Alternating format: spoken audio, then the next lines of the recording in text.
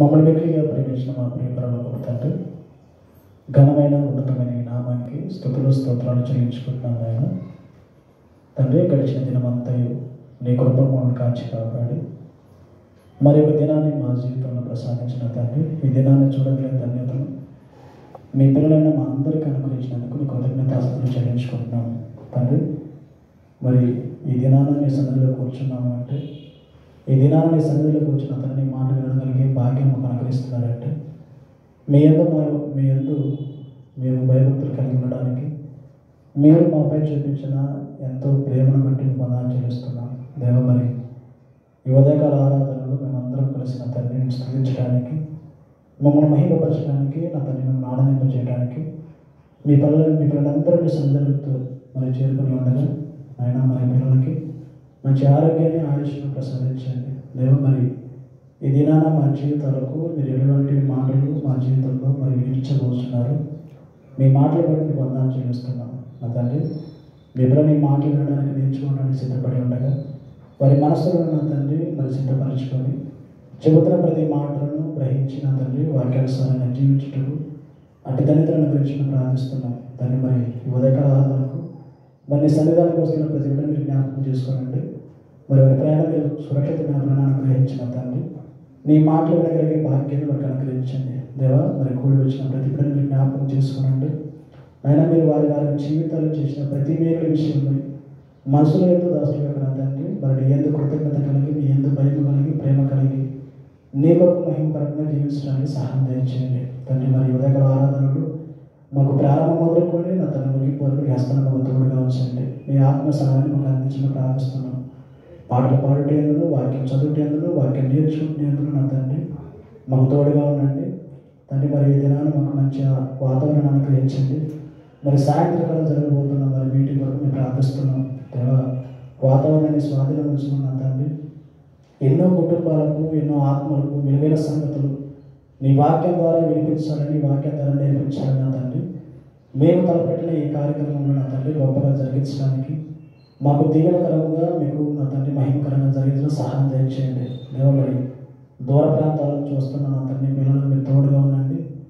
మరి వారి కుటుంబాల్లో మీరు వినిపించవలసిన మాటలు మరి సాయంత్రకాల సమయంలో నా తండ్రి మేమందరం నేర్చుకోబోతున్నాం తండ్రి. మీ సేవకుడి నోటి ద్వారా ఎన్నో విలువైన సంగతులు మాకు నేర్పించండి తండ్రి. మరి నీ వాక్యం ఎంత విలువైనదో, నీ వాక్యం ఎంత అవసరమైనదో నా తండ్రి, మా యొక్క మనోనేత్రాలు వెలిగింపబడిన మేము నీ వాక్యం యొక్క రుచిని తెలుసుకొని, నీ వాక్యం యొక్క విలువను తెలుసుకొని నీ కొరకు బ్రతుకులను సహాయం తెచ్చేయండి తండ్రి. మరి చిన్ననాటి నుంచి నా తండ్రి మీ పిల్లలు సండే స్కూల్లో గొప్పగా జ్ఞానం నేర్చుకోవడానికి సిద్ధపడుతుండగా మరి వారికి తల్లిదండ్రులకు ఇచ్చిన గొప్ప మనసును బట్టి వందనాలు చెల్లిస్తున్నాం తండ్రి. బాల్యదినం మధ్య వారు నేర్చుకోవాల్సిన నడవడికను, మాటలను నా తండ్రి మేము నేర్పించడానికి మీరు సిద్ధపడిన తండ్రి. మరి మీ పిల్లలకు మంచి వివేకాన్ని, జ్ఞానాన్ని నా తండ్రి, మరి జ్ఞాపక శక్తిని వారికి దయచేసిన తండ్రి. మేమందరం కలిసి నీ నామాన్ని గొప్ప చేయుటకు మా అందరికీ సహాయం తెచ్చిన ప్రార్థిస్తున్నాం తల్లి. మరి ఆరాధన కార్యక్రమం అంతలో మాకు తోడుగా నడిపించండి. ఈ కాలంలో రాబోతున్న పిల్లలందరూ జ్ఞాపకం చేసుకుని త్వరగా సన్నిధికి నడిపించుకొని ప్రార్థిస్తున్నాం తండ్రి. మరి ముందున్న కార్యక్రమం అంతా అతనికి సమర్పిస్తూ మా ప్రభువును ప్రియరక్షకుడైన యేసుక్రీస్తు నామం పేరిట ఈ ప్రార్థన విన్నప్పుడు వేడుకుంటున్నాం మా పిల్లల తండ్రి. ఆమేన్. మరి ఈ సమయంలో దేవుడు మనకి ఇచ్చిన చక్కటి అవకాశాన్ని బట్టి మరి పాటలు పాడుకొని దేవుని నామాన్ని మహిమపరుద్దాం. పాటలు పాడాలని వారు దయచేసి ముందు వచ్చి పాడవలసిందిగా మరి అవకాశం ఇస్తున్నాం.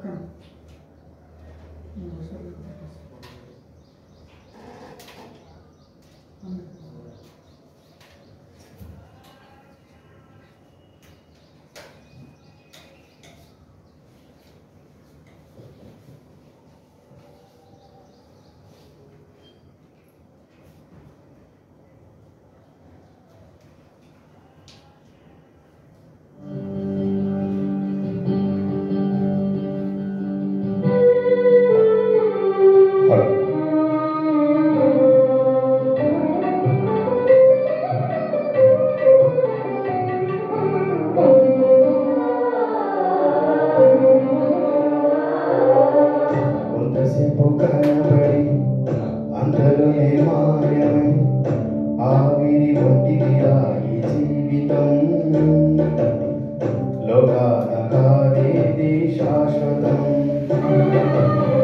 కొంతసేపు కనబడి అంతలోనే మాయమై ఆవిరి పొందిరా ఈ జీవితం లోకానకాదేది శాశ్వతం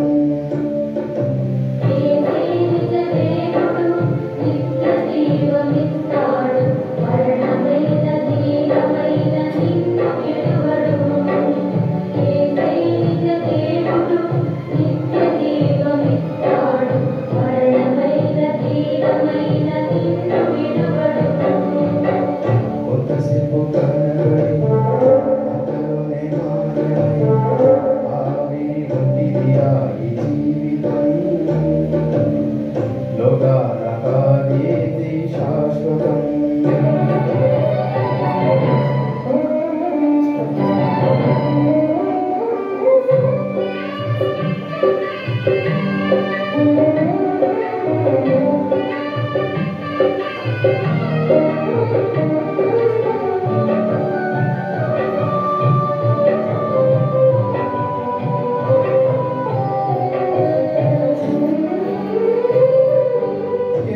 ఎదురవుతారెందరో నీ పయనములో నిలిచేది ఎందరూ నీ అక్కరలో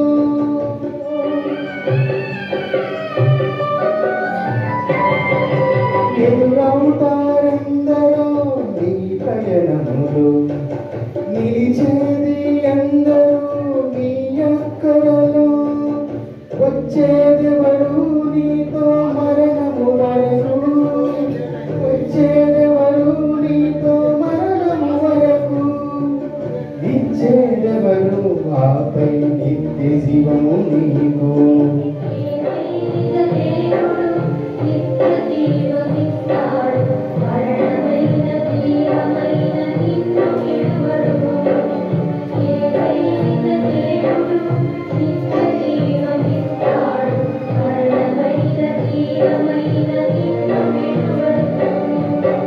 కొంతసేపు కనబడి అంతలోనే మాయమై ఆవిరి ఒంటిదిరా ఈ జీవితం లోకానకాదేది శాశ్వతం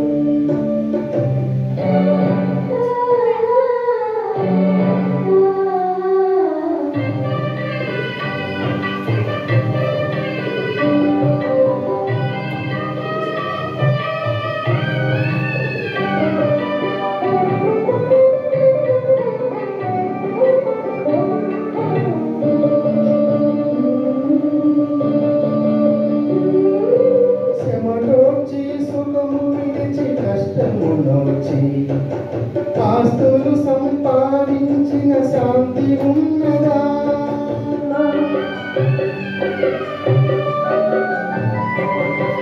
క్షమతోచి సుఖము విడిచి కష్టములోచి ఆస్తులు సంపాదించిన శాంతి ఉన్నదా ఈ రాత్రే దేవుడు నీ ప్రాణమడిగితే ఈ రాత్రే దేవుడు నీ ప్రాణమడిగితే సంపాదన ఎవరి వపునలోచించిదివా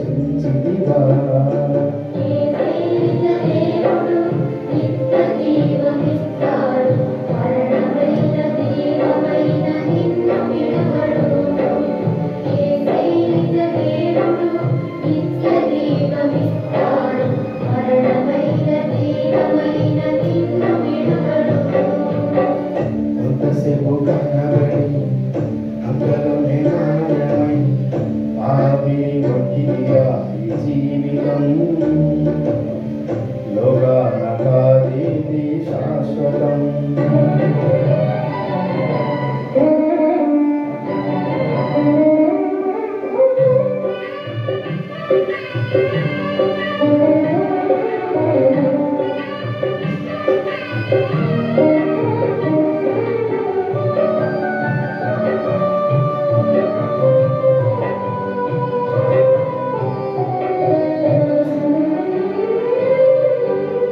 శాపం తాను మోసి పాపము తీయా రక్షణ భాగ్యం నీకై సిద్ధము చేసి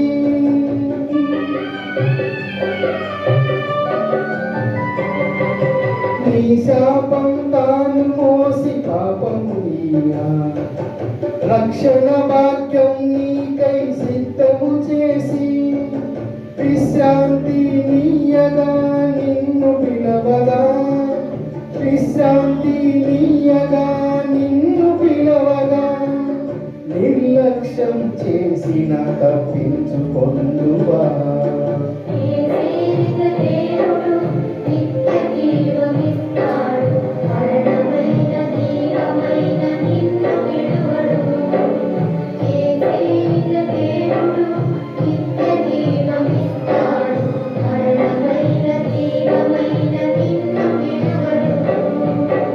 కొంతసేపు కనబడి అంతలోనే మాయమై ఆవిరి వంటిదిగా ఈ జీవితం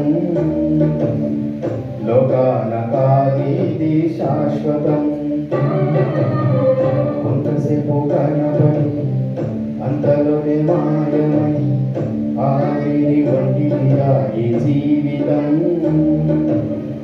లోకాన కాదిది శాశ్వతం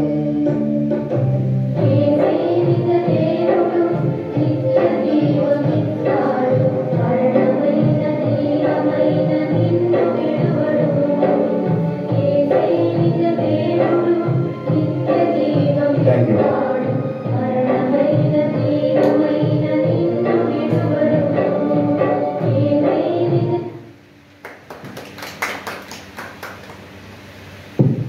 మంచిదండి. చక్కటి పాట పాడి వినిపించినటువంటి మరి నగేశ్వర గారికి సంగీత కూర్చున్నాడు కూడా మరొక పాట పాడకుండా మరి భూగోళ గారు పాట పాడి చేస్తారు.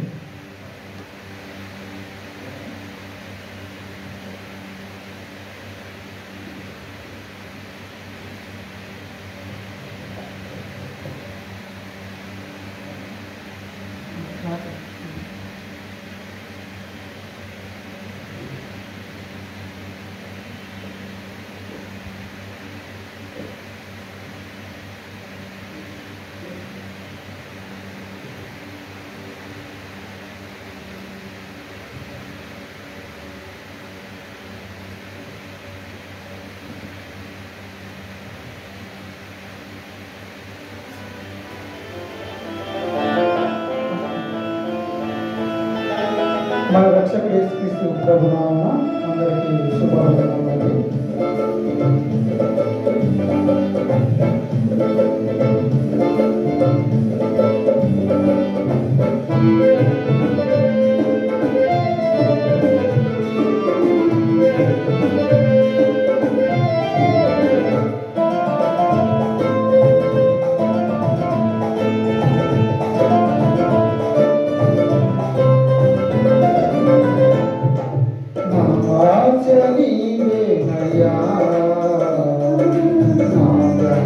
నీవే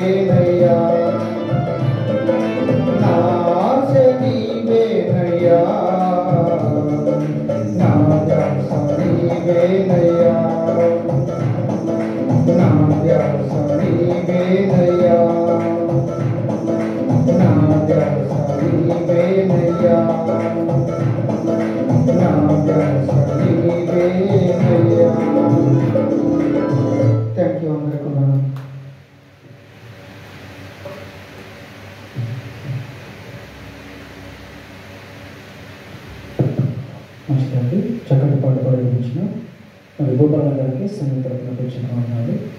ఇలా మరి సమయంలో మరి సంఘం గురించి, సంక్షేమం గురించి, మరి సంఘాల జరుగుతున్న కార్యక్రమం గురించి, మరి సంఘం యొక్క క్షేమం గురించి ప్రార్థించవలసిందిగా మరి నాగసన్న గారికి మరి సమయం ఇస్తున్నాను.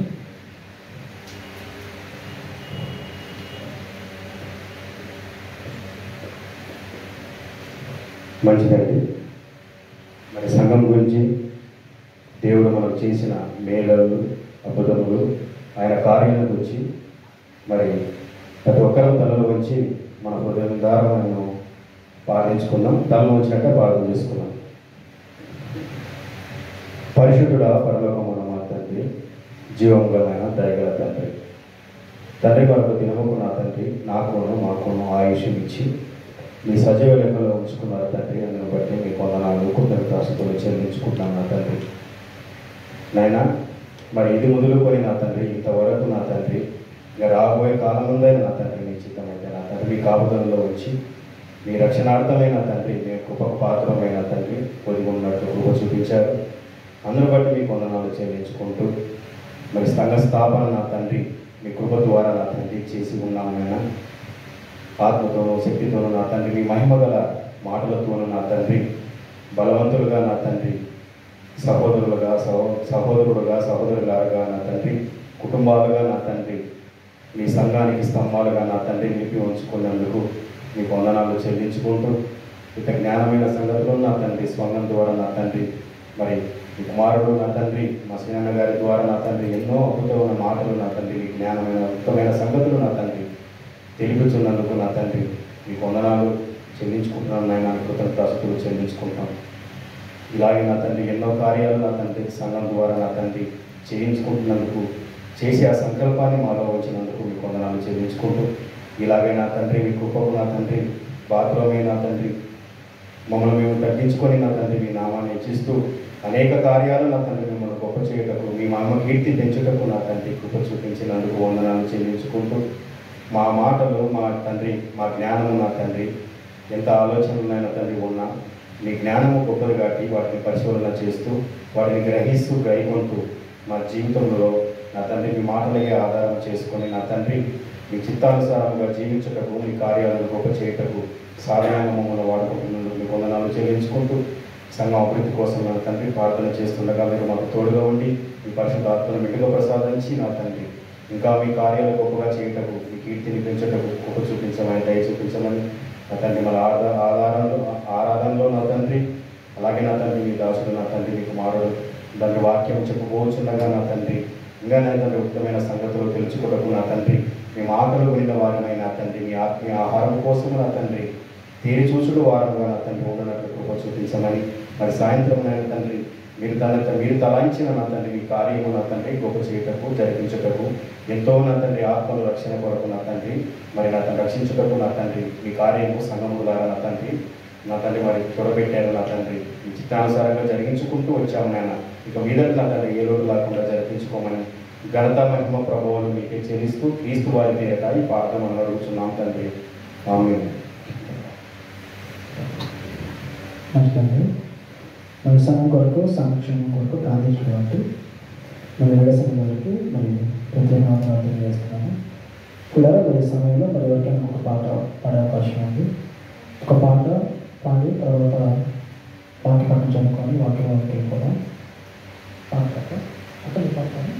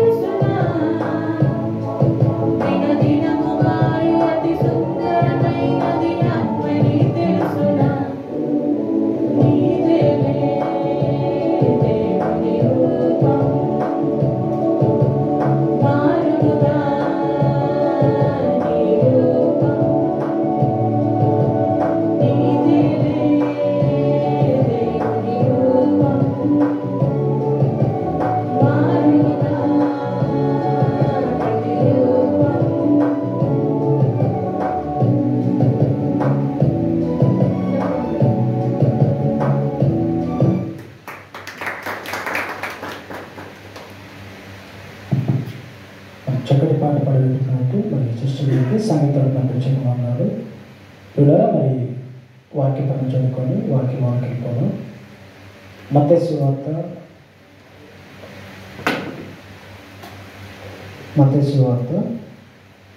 12వ అధ్యాయం. క్షమించండి, మత్తయి సువార్త 15వ అధ్యాయము 21వ వచనం నుంచి 31వ వచనం వరకు. మత్తయి సువార్త 15వ అధ్యాయము 21వ వచనం నుంచి 31వ వచనం వరకు మరి వాక్యం చదివి పంచవలసిందిగా సిస్టర్ రాణి గారికి నేను సమయం అప్పగిస్తున్నాను. మత్తయి సువార్త 15వ అధ్యాయము 21వ వచనం నుంచి 31వ వచనం వరకు.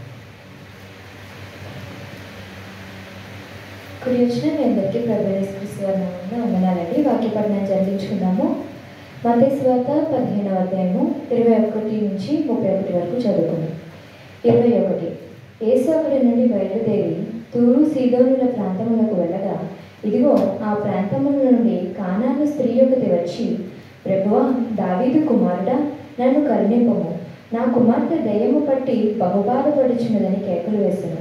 23వ వచనం. అందుకు ఆయన ఆమెతో ఒక మాట అయినను చెప్పలేదు. అప్పుడు ఆయన శిష్యులు వచ్చి, ఈమె మన వెంబడి వచ్చి కేకలు వేయుచున్నది గనుక ఈమెను పంపివేయమని ఆయనను వేడుకొనగా. 24.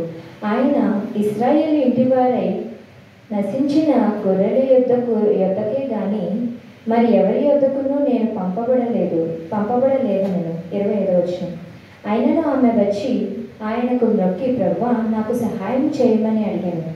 26. అందుకు ఆయన పిల్లల రొట్టె తీసుకుని కుక్కల పిల్లలకు వేయుట యుక్తం కాదని చెప్పగా.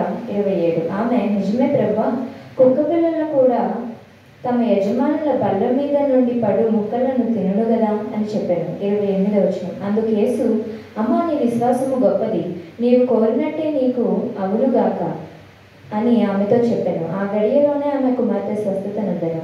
29. యేసు అక్కడ నుండి వెళ్ళి గలిలయ సముద్ర తీరమునకు వచ్చి కొండ ఎక్కి అక్కడ కూర్చుండెను. 30. బహుజన సమూహములు ఆయన యొద్దకు కుంటివారు, గుడ్డివారు, మూగవారు, అంగహీనులు మొదలైన అనేకులను తీసుకొని వచ్చి ఆయన పాదముల యొద్ద పరివేసిరి. ఆయన వారిని స్వస్థపరిచెను. 31. మోగవారు మాట్లాడుటయును, అంగహీనులు బాగుపడుటయును, కుంటివారు నడుచుటయును, గుడ్డివారు చూచుటయును జనసమూహమును చూచి ఆశ్చర్యపడి ఇశ్రాయేలు దేవునికి మహిమపరిచిరి.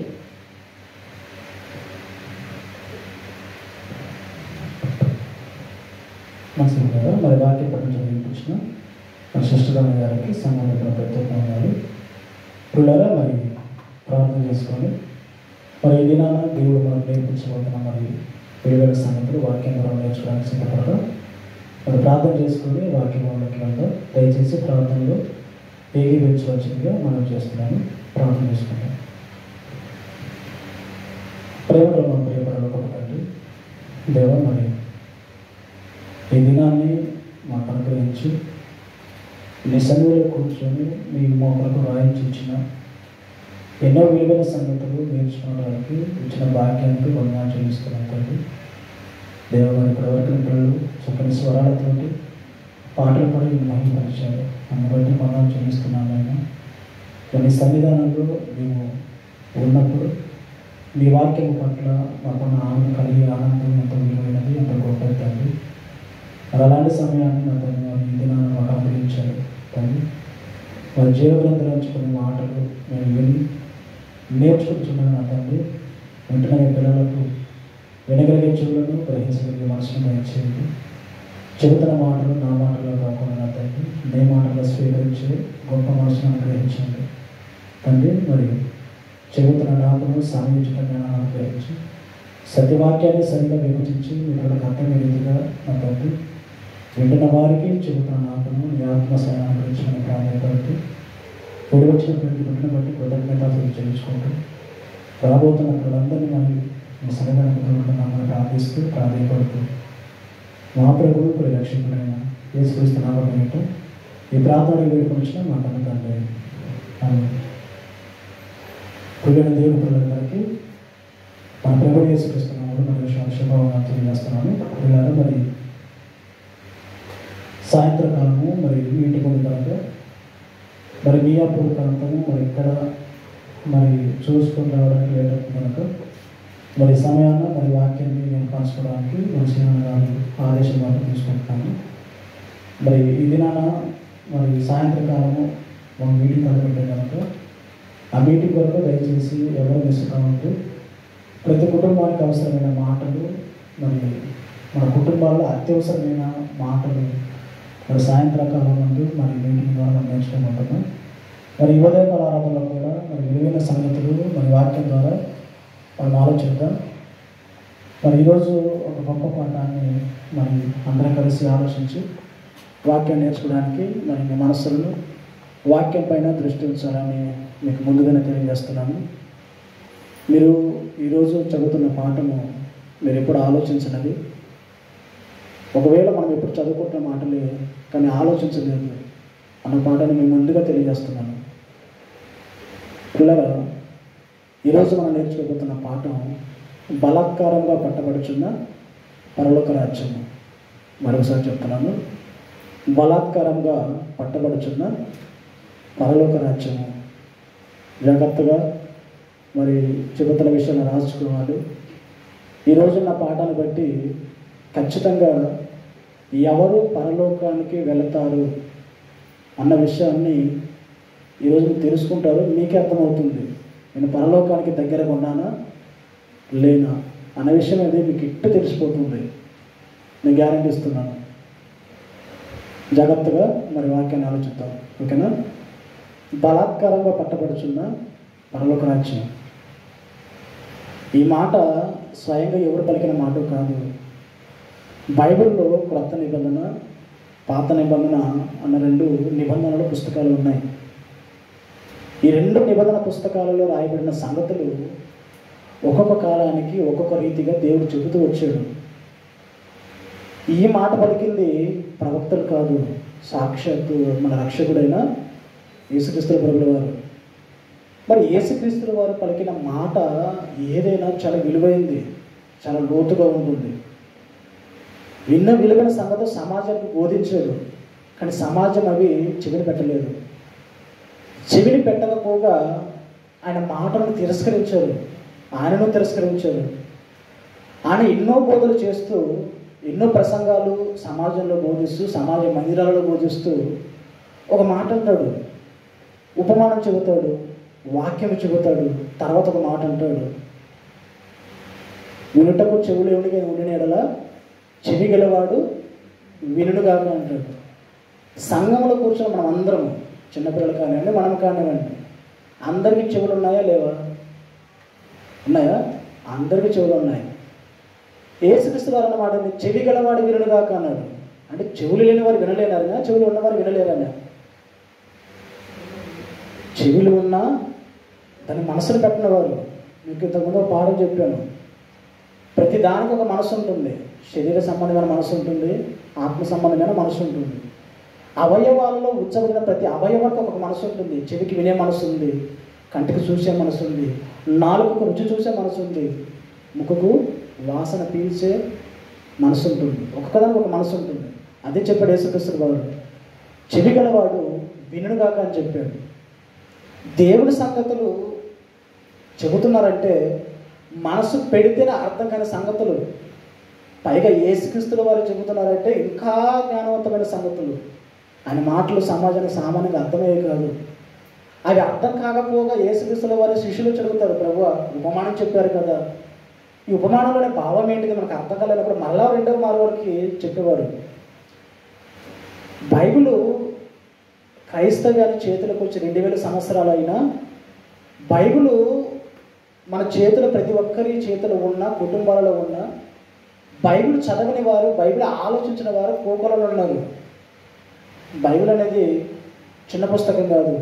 సాక్షాత్తు దేవుడు మనసులోని ప్రతి మాటను రంగరించి పుస్తకముగా ముద్రించి మన చేతులు పెట్టాడు. దేవుడు మనసు తెలుసుకోవాలన్న ఆలోచన చాలా తక్కువ మందికి ఉంటుంది. నేను రోజు బైబిల్ చదువుతున్న వాళ్ళు ఎంతమంది ఉన్నారు చెప్పండి? న్యూస్ పేపర్ చదువుతారు అలవాటుగా, చదువుతారు లేదా న్యూస్ పేపర్? ఏం జరిగింది అంటారు. బైబిల్లో ఏం జరిగింది, మత్తయి సువార్తలో ఏం జరిగింది, లూకా సువార్తలో ఏం జరిగింది, ఆదికాండంలో ఏం జరిగింది, ప్రకటనలో ఏం జరిగిందని ఏమన్నా చదువుతారా? ఏదో నామకార్థానికి మనం బైబిల్ పడుకుని వస్తాం. బైబిల్లో ఉన్న సంగతి మనం ఎప్పుడు ఆలోచించాం. బైబిల్ చదివితే దేవుడు యొక్క మనసు మనకి ఇట్లే అర్థమైపోతుంది. దేవుడు ఎవరు? దేవుడు ఎవరు చెప్పండి? మనందరికీ తండ్రి. తండ్రి అనే దేవుడు ఎలా ఉన్నాడంటే ఏ రూపం కలిగిన వాడు? ఆత్మరూపం కలిగిన వాడు. ఇప్పుడు ఆత్మరూపం కలిగిన మాటలు రాసిన ఆయన మాటలు మనం ఏ లెవెల్లో ఆలోచించాలి? ఆత్మ ఉందండి, దేవుడు ఆత్మ కనుక ఆయన ఆరాధించేవారు ఆత్మతోనూ సత్యంతో ఆరాధించాలని చెప్పాడు. మరి ఆత్మతోనూ సత్యంతో ఆరాధించవలసిన దేవుడి మాటలు ఆత్మైన దేవుడే గ్రంథంగా ముద్రించి మన చేతిలో పెట్టినప్పుడు ఆత్మ సంబంధమైన సంగతులను మనం ఎలా చూసుకోవాలి, ఎలాగ ఆలోచించాలి? శరీర సంబంధంగా ఆలోచిస్తే అర్థమవుతుందా? కాదు. అమ్మ చూడండి, కొరింథీయులకు రాసిన మొదటి పత్రిక 2వ అధ్యాయం. కొరింథీయులకు రాసిన మొదటి పత్రిక 2వ అధ్యాయము 11వ వచనం జాగ్రత్తగా చదువుదాం. కొరింథీయులకు రాసిన మొదటి పత్రిక 2వ అధ్యాయము. మనుష్య జ్ఞానము నేర్పు మాటలతో కాక బాగా వినాలి, ఆత్మ సంబంధమైన సంగతులను ఆత్మ సంబంధమైన సంగతులతో సరిచూచుచు ఆత్మ నేర్పు మాటలతో వీటిని గురించి మేము బోధిస్తున్నామని పౌలు గారు కొరింథీ పట్టణానికి హెచ్చరిక చేశారు. ఒక విషయాన్ని చెప్పాడు. బైబిల్ అనేది ఆత్మ సంబంధమైనది. ఈ ఆత్మ సంబంధమైన మాటలు ఆత్మైన దేవుడు రాశాడు. ఆత్మైన దేవుడు రాసిన ఈ మాటలను నువ్వు శరీర సంబంధంగా ఆలోచిస్తే అర్థం కావు. శరీర సంబంధంగా ఆలోచిస్తే నీకు ఎప్పటికీ అర్థం కావు, నీకు వెరితనంగా ఉంటావు అవి. ఇప్పుడు ఆత్మైన దేవుడు రాసిన మాటలను నువ్వు ఎలా చూడాలి? ఆత్మ సంబంధమైన సంగతులు సరి చూడాలి. ఇప్పుడు నువ్వెవరు? ఆత్మ గురించి తెలుసుకున్న నీవు ఇది దేవుడే ఈ లెవెల్లో ఉన్నాడు, ఆత్మ ఎక్కడ ఉంది? ఈ స్థాయిలో ఉంది. మనిషి ఎక్కడున్నాడు? ఈ స్థాయిలో ఉన్నాడు. ఆత్మ నేర్ప మాటలతో నువ్వు నేర్చుకోవాలని చెప్పాడు. సంఘంలో ప్రవేశించిన ప్రతి ఒక్కరూ పరిశుద్ధులుగా పిలువబడుతున్నారు. ఆత్మ బాప్తిసం తీసుకున్న ప్రతి ఒక్కరికి అనుగ్రహింపబడింది. అనుగ్రహింపబడిన ఈ ఆత్మను చూశారు. ఈ ఆత్మ ఏం చేస్తుందంట? ఆత్మ నేర్పు మాటలు అన్నాడు. ఏ ఆత్మ నేర్పు మాటలు? ఏ గ్రంథం అయితే పరిశుద్ధాత్మ ప్రేరేప వలన కలిగినబడిన ఈ గ్రంథము, అదే ఆత్మ వాక్యాన్ని ఆలోచించడానికి సహాయం చేస్తుంది. అందుకే దేవుడు ఆత్మ, దేవుడు రాసిన మాటలు ఆత్మ సంబంధమైన కనుక మీరు ఆ లెవెల్ ఆలోచించాలి. అప్పుడు అర్థమైతే చెప్పాడు దేవుడు మనస్సు. అప్పుడు అలా ఆలోచిస్తేనే దేవుడు మనసు అయితే నీకు ఇష్టంగా తెలిసిపోతుంది. మీకు ఒక విషయం తెలుసా అండి? ఒకరికి జ్ఞానం రావాలన్నా, ఒకరికి తెలియ రావాలన్నా ఎలాంటి విషయంలో అవసరం తెలుసా అండి? ఎవరు అవసరం తెలుసా? చూడండి, యెషయా గ్రంథం 11వ అధ్యాయం. యెషయా గ్రంథం 11వ అధ్యాయము 2వ వచనం. యెషయా గ్రంథం 11వ అధ్యాయము 2వ వచనం. బాగా వినాలి. యెహోవా ఆత్మ జ్ఞాన వివేకములకు ఆధారముకు ఆత్మ. జాగ్రత్తగా వినాలి. దేవుడెవరు? ఆత్మ. మరి ఇక్కడ ఏమంటున్నాడు? యెహోవా ఆత్మ. దేవుడే ఆత్మ అయినప్పుడు ఆత్మకు మరొక ఆత్మ ఉంటుందా? లేదు. మరి ఏ ఆత్మ గురించి చెప్తున్నాడు? దేవుడు ఆత్మ, దానికి ఆధారమైన ఒక ఆత్మ ఉంది. పరిశుద్ధాత్మ గురించి రాస్తూ, పరిశుద్ధాత్మ యొక్క గొప్పతనాల గురించి రాస్తూ, యెహోవా ఆత్మ, పరిశుద్ధాత్మకు కొన్ని బిరుదులు ఉన్నాయి, కొన్ని పేర్లు ఉన్నాయి.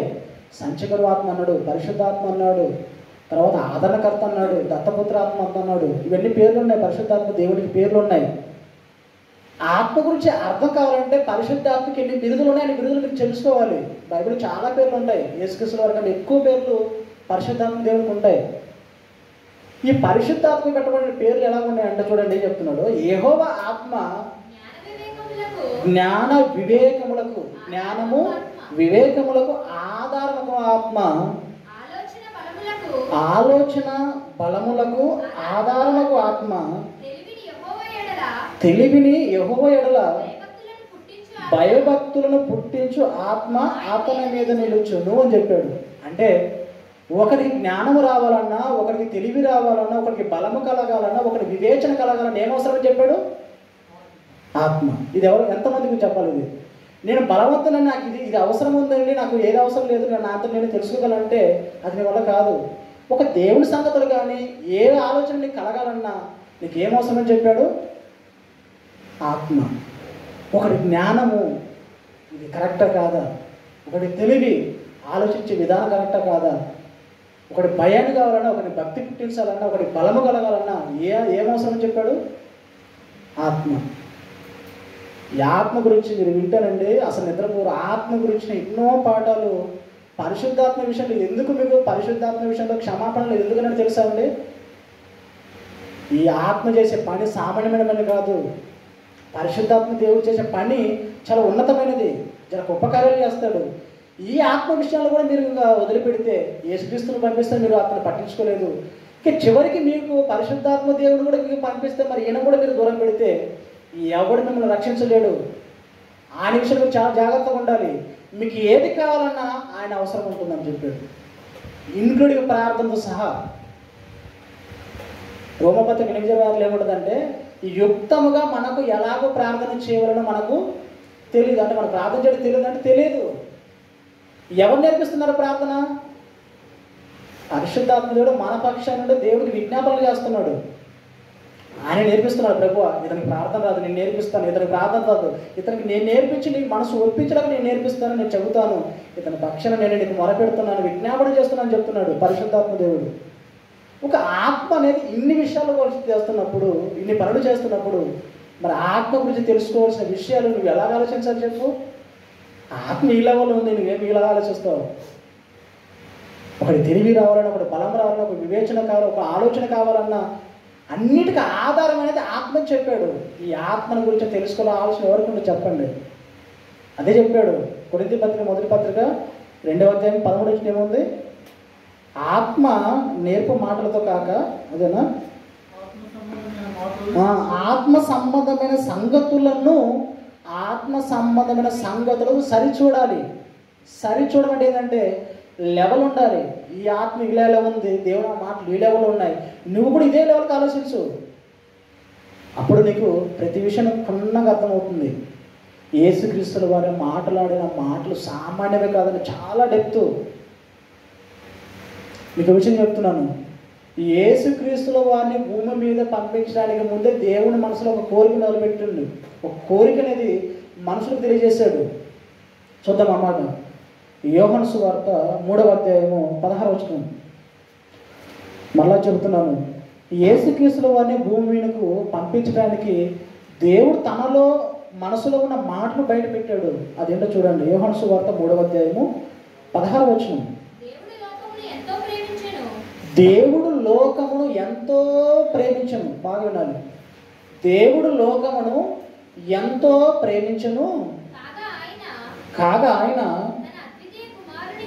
తన అద్వితీయ కుమారుని పుట్టినవాని యందు విశ్వాసముంచు ప్రతివాడును నశింపక నిత్య జీవం పొందడంలో ఆయన అనుగ్రహించిన. జాగ్రత్తగా వినాలి. దేవుడు లోకాన్ని ప్రేమించను కనుక సూర్యుని అనుగ్రహించను, దేవుడు లోకాన్ని ప్రేమించిన కనుక చంద్రుడు అనుగ్రహించను, దేవుడు లోకాన్ని ప్రేమించిన కనుక సమస్తం ఆహారాన్ని పంచిపెట్టను. ఇది ఇలా రాయబడలేదు ఇక్కడ, మీరు బాగా వినాలి.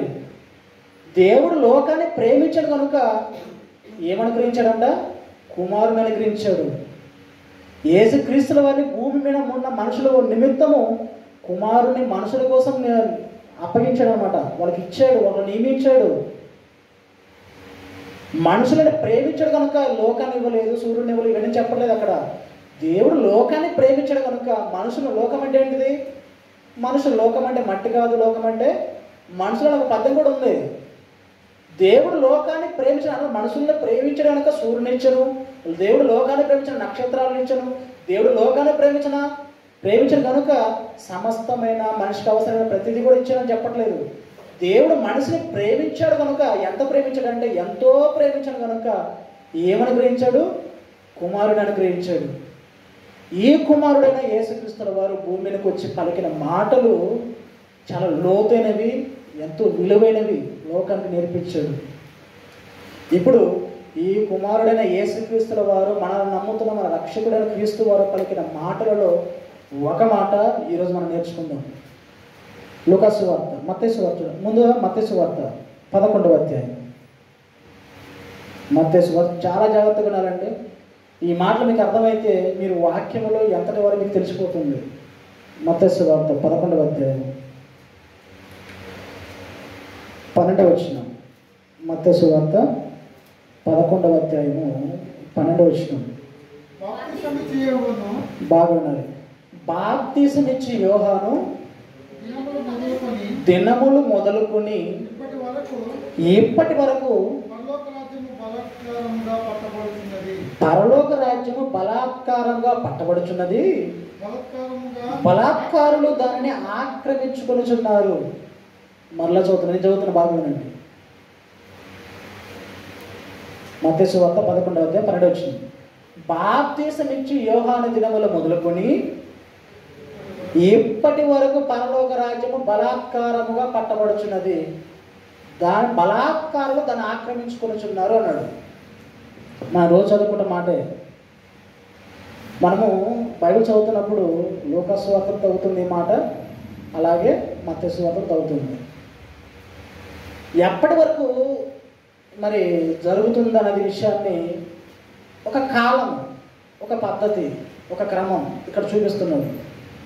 వాక్యాన్ని నేను చెప్పాను, అదే చెప్పాను కదా, యేసుక్రీస్తుల వారి మాటలు అర్థం కావాలంటే సామాన్యమైనవి కాదు, అవి ఆత్మ సంబంధమైనవి. వాటి ఆత్మ సంబంధమైన హై లెవెల్లోనే ఆలోచించాలి. మన వీధులు వేసే కరెంట్ స్తంభాలు ఉన్నాయి, హై టెన్షన్స్ ఉంటాయి. హై టెన్షన్ పవర్స్ డైరెక్ట్ ఇంట్లో బలిపేసుకున్నాను, పరిస్థితి ఎలా ఉంటుంది? హై టెన్షన్స్ ఉన్నాయండి. నేను అక్కడ నుంచి మా ఇంట్లో కరెంట్ తక్కువ వస్తుంది, నాకు ఓల్డేజ్ తక్కువ అని చెప్పి నేను హై టెన్షన్ నుంచి పవర్ లేకుండా లైట్లు ఇస్తానంటే ఎలా ఉంటుంది పరిస్థితి? నువ్వు ఉండవు, నీ ఇల్లే ఉండదు. అర్థమవుతుందా? నీ ఇంట్లో బాగా వెలుగు ఉండాలి, నువ్వు వాడుకునే ప్రతి వస్తువు నీకు అవసరంగా ఉండాలంటే నువ్వు హై టెన్షన్స్ తీసుకోకూడదు. హై టెన్షన్ నుంచి పవర్ తగ్గించి మళ్ళీ లోయర్ టెన్షన్ పెడతారు చూసారా, చిన్న పవర్స్ తక్కువ ఇచ్చే ట్రాన్స్ఫార్మర్లు పెడతారు, వాటి నుంచి నువ్వు తీసుకోవాలి. అప్పుడు నువ్వు అనుకున్న పనులన్నీ సక్రమంగా నెరవేరుతాయి. అర్థమవుతుందా? యేసుక్రీస్తుల వారి లోకాన్ని చెబుతున్న మాటలు నీకు అర్థం కావాలంటే సామాన్యం కావాల్సిన అర్థం కావవి. తల పట్టుకున్నారు ఆ మాటలు అర్థం కాక. కానీ ఈ మాటలు ఎవరికి సాధ్యమంటే ఆత్మను పొందుకున్న వారికి ఈజీగా అర్థమవుతాయి. మీకు మొదటి కొద్ది బతికి 2వ అధ్యాయం మొత్తం చదివితే మీకు అర్థమవుతుంది ఎవరికి నేర్పిస్తాడు, ఎవరికి ఇస్తాడు, ఎవరికి నేర్పిస్తున్నాడు దేవుడు అంటే ఆ ఆత్మను ఎవరైతే పొందుకున్నారో వారికి మాత్రం నేర్పిస్తున్నాడో ఉంటుంది. ఇప్పుడు బాగానండి, ఇక్కడ యేసుక్రీస్తుల వారు పలుకుతున్న మాట ఏంటంటే బాప్తీసమిచ్చు యోహాను దినములు మొదలుకొని ఇప్పటి వరకు పరలోక రాజ్యము పట్టబడుచున్నది అని చెప్పాడు. బాప్తీసమిచ్చు యోహాను దినములు మొదలుకొని ఏ దినములు చెప్పాలి? బాప్తీసమిచ్చే దినములు ఏ దినములు? యోహాను గారు ఇచ్చిన దినాలు ఏవి? ఇంకా చూడండి, కింద చూడండి, మీకు బాగా అర్థమవుతుంది. బాప్తీసమిచ్చే చూడండి 13 వచ్చింది చూడండి. యోహాను కాలము వరకు ప్రవక్తలు అందరూ ప్రవశించుచూ వచ్చిరి, ధర్మశాస్త్రము సహా ప్రవశించుచుండెను. చాలండి. యోహాను దినములు మొదలుకొని ఇప్పటి వరకు పరలోక రాజ్యము సమీపించి ప్రకటింపబడుచున్నది, అలాగే బలాత్కారులు దాన్ని ఆక్రమించుకుంటున్నారు అని చెప్పాడు. కిందకు వచ్చి ఏం చెప్తున్నా అంటే వారు మాత్రమే కాదు, యోహాను మాత్రమే కాదు, ధర్మశాస్త్రం కూడా ప్రకటించింది, దానికి ముందర ప్రవక్తలు కూడా ప్రకటించారని చెప్పాడు.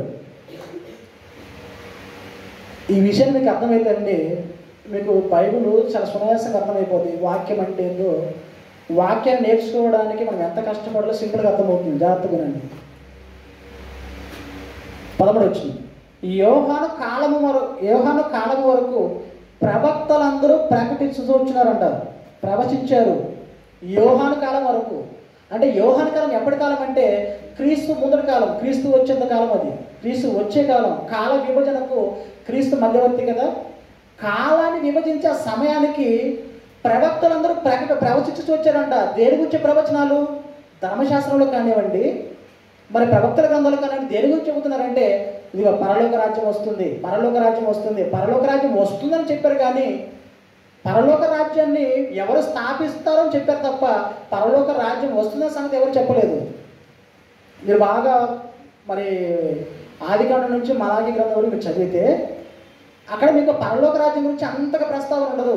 కానీ ఒక రాజు వస్తాడు, ఒక రాజ్యాన్ని స్థాపిస్తాడనే ప్రవచనాలు ఉన్నాయి. ధర్మశాస్త్రంలో ఆ ప్రవచనాలు రాయబడ్డాయి. కానీ పరలోక రాజ్యం గురించిన ఎవరు స్థాపిస్తారో చెప్పాడు తప్ప అది పరలోక రాజ్యం ఎప్పుడు వస్తుంది, ఎలా వస్తుంది మాత్రము చెప్పలేదు. ఎప్పటి వరకు అది కాలం అంటే యోహాను కాలం వరకు చెప్పలేదు. పరలోక రాజ్యాన్ని స్థాపించే ఒక వ్యక్తి వచ్చాడు, ఆయనే యేసుక్రీస్తు వారు. అప్పటి వరకు ప్రవక్తల గ్రంథంలో ప్రతిదీ కూడా రాయబడ్డాయి. ప్రవక్తల గ్రంథంలో ప్రతిదీ కూడా రాయబడ్డాయి. ఏమని రాయబడ్డాయి? వస్తాడు రాజ్యాన్ని స్థాపిస్తాడని చెప్పాడు, ఆయన గురించి చెప్పాడు తప్ప రాజ్యం ఎప్పుడు స్థాపించబడుతుంది, ఆ రాజ్యం ఎలా ఉంటుందని మాత్రం చెప్పలేదు. అంతకుముందు ప్రవక్తల కాలంలో ఎవరు చెప్పలేదు ఆ పరలోక రాజ్యం గురించి. అదే చెప్పాడు. యోహాను కాలం వరకు ప్రవచనాలు జరిగాయి. చాలామంది ఏమనుకుంటున్నారంటే ప్రవచనాలు మాత్రమే, ప్రవచనాల ప్రకారంగా వాళ్ళు పాత మీద భక్తులు ఉన్నారు కదండి, ప్రవచించిన ప్రవక్తలు కానీ విశ్వాసులు కానివ్వండి, వారు పరలోక రాజ్యం బలాత్కారంగా పట్టబడక ముందు వారి విశ్వాసాలు బట్టి పరలోక రాజ్యాన్ని పొందుకున్నారు. కానీ యోహాను కాలం వచ్చేసరికి పరలోక రాజ్యం అనేది బలాత్కారంగా పట్టబడుచున్నది, దాన్ని ఆక్రమించుకోవడానికి బలవంతులు కావాలని చెప్పాడు. అర్థమవుతుంది లేదా? మళ్ళీ చెబుతున్నాను. యోహాను కాలం వరకు వారి విశ్వాసాన్ని బట్టి వారు పరలోక రాజ్యాన్ని ఆక్రమించుకున్నారు. కానీ యోహాను కాలం వచ్చేసరికి పరలోక రాజ్యము బలంగా తయారైంది. ఇంకా అప్పటి వరకు ప్రవచనాలు జరిగాయి పరలోకం గురించి, పరలోక రాజ్యం గురించి స్థాపించే యేసుక్రీస్తు వారి గురించి ప్రవచనాలు జరిగాయి తప్ప పరలోక రాజ్యం గురించి ప్రస్తావన ఎక్కడ కనబడదు. అక్కడ ఇంకో సందర్భం చూద్దాం. లూకా సువార్త 16వ అధ్యాయం 16 వచనం. లూకా సువార్త 16వ అధ్యాయము 16 వచనం. యోహాను కాలము వరకు బాగుండండి, ధర్మశాస్త్రమును ప్రవక్తలను ఉండిరి. అప్పటి నుండి దేవుని రాజ్య సువార్త ప్రకటింపబడుచున్నది. ప్రతివాడును ఆ రాజ్యములో బలవంతముగా జొరబడుచున్నాడు. బాగా ఇక్కడ కూడా ఏం చెప్తుంది? యోహాను కాలము వరకు ధర్మశాస్త్రమును ప్రవక్తలు ఉన్నారు, కానీ అప్పుడు వారికి పరలోక రాజ్యం లేదు. ఇప్పుడు మన దగ్గరకు వచ్చింది. అప్పుడు వారికి లేదు ఆ భాగ్యం, ఇప్పుడు మనకుంది. అప్పుడు పరిపూర్ణమైన జ్ఞానం వారికి లేదు, ఇప్పుడు మనకుంది. మనకు కలిగిన ఈ పరలోక రాజ్యము ఇప్పుడు మన దగ్గరికి వచ్చింది. మన దగ్గరికి ఎప్పటి నుంచి వచ్చిందంటే యోహాను కాలం మొదలుకొని, యోహాను కాలం ఎప్పుడైతే ప్రకటింపబడుతున్నాడో, యోహాను పుట్టుక ఎప్పుడు జరిగిందో, ఆయన బాప్తిస్మిచ్చే దినాలు ఎప్పుడు ప్రారంభమయ్యాయో అప్పటి నుంచి పరలోక రాజ్యం గురించి సువార్త జరుగుతుంది తప్ప అంతకుముందు ఎప్పుడు జరగలేదు. అంతకుముందు ఏం జరిగిందంటే ప్రవక్తలు ఏం ప్రవచించారు, ధర్మశాస్త్రం ఏం చెప్పబడిందంటే, ధర్మశాస్త్రాన్ని రాసిన ప్రవక్తలు ఏం ప్రవచించారంటే పరలోక రాజ్యాన్ని స్థాపించి ఒక వ్యక్తి గురించి చెప్పారు తప్ప పరలోక రాజ్యం గురించి చెప్పలేదు. ఇక్కడేముంది? ప్రవక్తలు ఉన్నారు యోహాను కాలం వరకు, వారు చెప్పలేదు. కానీ యోహాను వచ్చాడు, ఆ పరలోక రాజ్యాన్ని స్థాపించే ఆ వ్యక్తి ఎవరున్నారో యోహాను కాలంలో వచ్చి స్థాపించాడని చెప్పాడు. అదే చెప్పాడు చూడండి. యోహాను కాలం వరకు ధర్మశాస్త్రం ప్రవక్తలు ఉండిరి. అప్పటి నుండే, ఎప్పటి నుండి? కాల విభజన యేసుక్రీస్తు వచ్చిన వారి నుంచి, అప్పటి నుండే ఏం జరుగుతుందంట? అప్పటి నుంచి అంటే యోహాను కాలం మొదలుకున్న కాడ నుంచి దేవుడి రాజ్య సువార్త ప్రకటింపబడుచున్నది తప్ప అంతకుముందు దేవుడి రాజ్య సువార్త లేదు. సంఘములో ఇది పరలోక రాజ్యం గురించిన రాజ్య సువార్త అప్పుడు లేదు. రాజ్యాన్ని స్థాపించే వ్యక్తి గురించి చెప్పుకుంటూ వచ్చారు తప్ప యేసుక్రీస్తు వారి యొక్క రాజ్యాన్ని స్థాపించే రాజ్యం గురించి ప్రస్తావన ఎక్కడ లేదు. ఇప్పుడు దీన్ని పరలోక రాజ్యము మనం ఆక్రమించుకోవాలంటే ఎలా ఉండాలని చెప్పారు? ఎవరు ఆక్రమించుకుంటున్నారంటే పరలోక రాజ్యాన్ని? బలాత్కారులు. ఎవరు బలాత్కారులు? ఎలా బలాత్కారులు అవుతారు? ఒక విషయాన్ని మనం ఛేదించాలంటే యేసుక్రీస్తు వారు చెప్పిన విషయం చిన్న విషయం కాదు. క్రీస్తును ధరించుకోవడం అంటే చిన్న విషయం కాదు. క్రీస్తు అర్థమయ్యాడా? లోకం చిన్నదిగా కనబడుతుంది. క్రీస్తు అర్థం కాలేదా? ప్రతిది కూడా కష్టంగానే ఉంటుంది. యేసుక్రీస్తు వారు పలికిన ఈ మాటలలో అర్థాన్ని ఛేదించాలంటే మనకు ధర్మశాస్త్రం రాయబడిన సంగతులు కూడా మనకు అర్థం కావాలి. ప్రవక్తలు ఏం చెప్పారు? ఏమైనా చెప్పారు రాజ్యం గురించి? ప్రవక్తలు ఏం నేర్పించారు? ప్రవచనాలు చెప్పారు, ధర్మశాస్త్రం విషయాలు నేర్పించారు. అంతే తప్ప రాజ్యం ఉంది, రాజ్యం వస్తుందన్న సంగతులు వాళ్ళకు కూడా పర్టికులర్గా తెలియదు, పరిపూర్ణ జ్ఞానం అక్కడ లేదు. కానీ ఇప్పుడు మనకుంది. రాజ్యము మనకు సమీపంలో ఉన్నది. బలాత్కారులైన వారు దాన్ని ఆక్రమించుకుంటున్నారని చెప్పాడు. బలాత్కారులు దాన్ని ఆక్రమించుకుంటున్నారు. ఎలా ఉంటే బలవంతులు అవుతారు, ఎలా ఉంటే బలాత్కారమైన పరలోక రాజ్యాన్ని బలాత్కారంగా ఆక్రమించుకోవచ్చు. భారతదేశంలో మోడీ ప్రభుత్వం ఉంది, బీజేపీ ప్రధానమంత్రి ఆయన మోడీ కావాలంటే తన బలాన్ని చూపించాలి. బలాన్ని చూపించాలంటే మీడియా పెట్టేసి సర్టిప్పేసి కండలు నా బలాన్ని చూడాలంటే సరిపోద్దా? అది సరిపోదు. ఏం చేయాలి? ఆయన తన వెనకున్న అధికారాలను చూపించాలి. తన వెనకున్న ఎంతమంది మంత్రులు ఉన్నారో చూపించాలి, ఎమ్మెల్యేలు ఉన్నారో చూపించాలి. వారు ఆ బలాన్ని చూపించాలి ఆయన. ఎందుకంటే ఒక రాజ్యాన్ని స్థాపించాలి. ఇప్పుడు భారతదేశంలో ప్రధానమంత్రి నిలబడాలంటే ఆయన వెనుకున్న బలం చూపించాలి. ఆ బలాన్ని బట్టి ఇతను బలవంతుడికి ఎదుగుతాడు.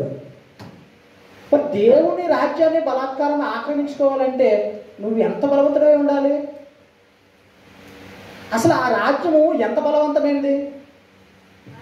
ఇవన్నీ మనకు ఆలోచన కలగాలండి. వాక్యం అనేది మనము పైపైన సంగతులు ఆలోచిస్తే అర్థం కావు. క్రీస్తు చెప్పిన మాటలు ఏం చెప్పారంటే, ఇదిగో లోకము పుట్టిన మొదలుకొని మీకు మరుగుడు చేయబడిన సంగతులు మీకు తెలియజేసేదని చెప్పాడు. అంటే మరుగు చేయబడిన సంగతుల్లో ప్రతిదీ కూడా గ్రంథంగా ముద్రించినప్పుడు, గ్రంథం మనం చదువుకున్నప్పుడు దీన్ని ఆలోచించేవారు ఎవరున్నారు చెప్పండి? ఇప్పుడు చదివేవారు ఉన్నారా? చదివిన ఆలోచించే పద్ధతులు ఉన్నారు చెప్పండి. ఎప్పటి నుంచి సువార్త ప్రకటించబడుతుందంటే యోహాను కాలం వరకే పరలోక రాజ్యం గురించి ప్రస్తావన జరుగుతుంది. అంతకుముందు లేదు. ప్రవచించారు ప్రవక్తలు, ధర్మశాస్త్రం ప్రకటించే ప్రవక్తలు. అప్పుడు వాళ్ళు ఏం చేశారంటే, మేము ధర్మశాస్త్ర ప్రకారం పరలోకం పోతాం అనుకున్నారు. ఆదివారం ఒకసారి అయితే దేవుడి సన్నిధికి వచ్చి ఇంటికి వెళ్ళిపోతే మేము పరలోకం వెళ్ళిపోతాం అనుకుంటున్నారు. దేవుని రాజ్యంలో వెళ్ళాలంటే సామాన్యమైన విషయం కాదండి. మీరు వింటారు ఈ మాటలు. చూడండి, మత్తయి సువార్త 3వ అధ్యాయం. మత్తయి సువార్త 3వ అధ్యాయం. ఇక్కడి నుంచి మీరు బాగా ఇంకా మనసు పెట్టి వినాలి. మత్తయి సువార్త 3వ అధ్యాయము 1వ వచనం నుంచి. మత్తయి సువార్త 3వ అధ్యాయము 1వ వచనం నుంచి.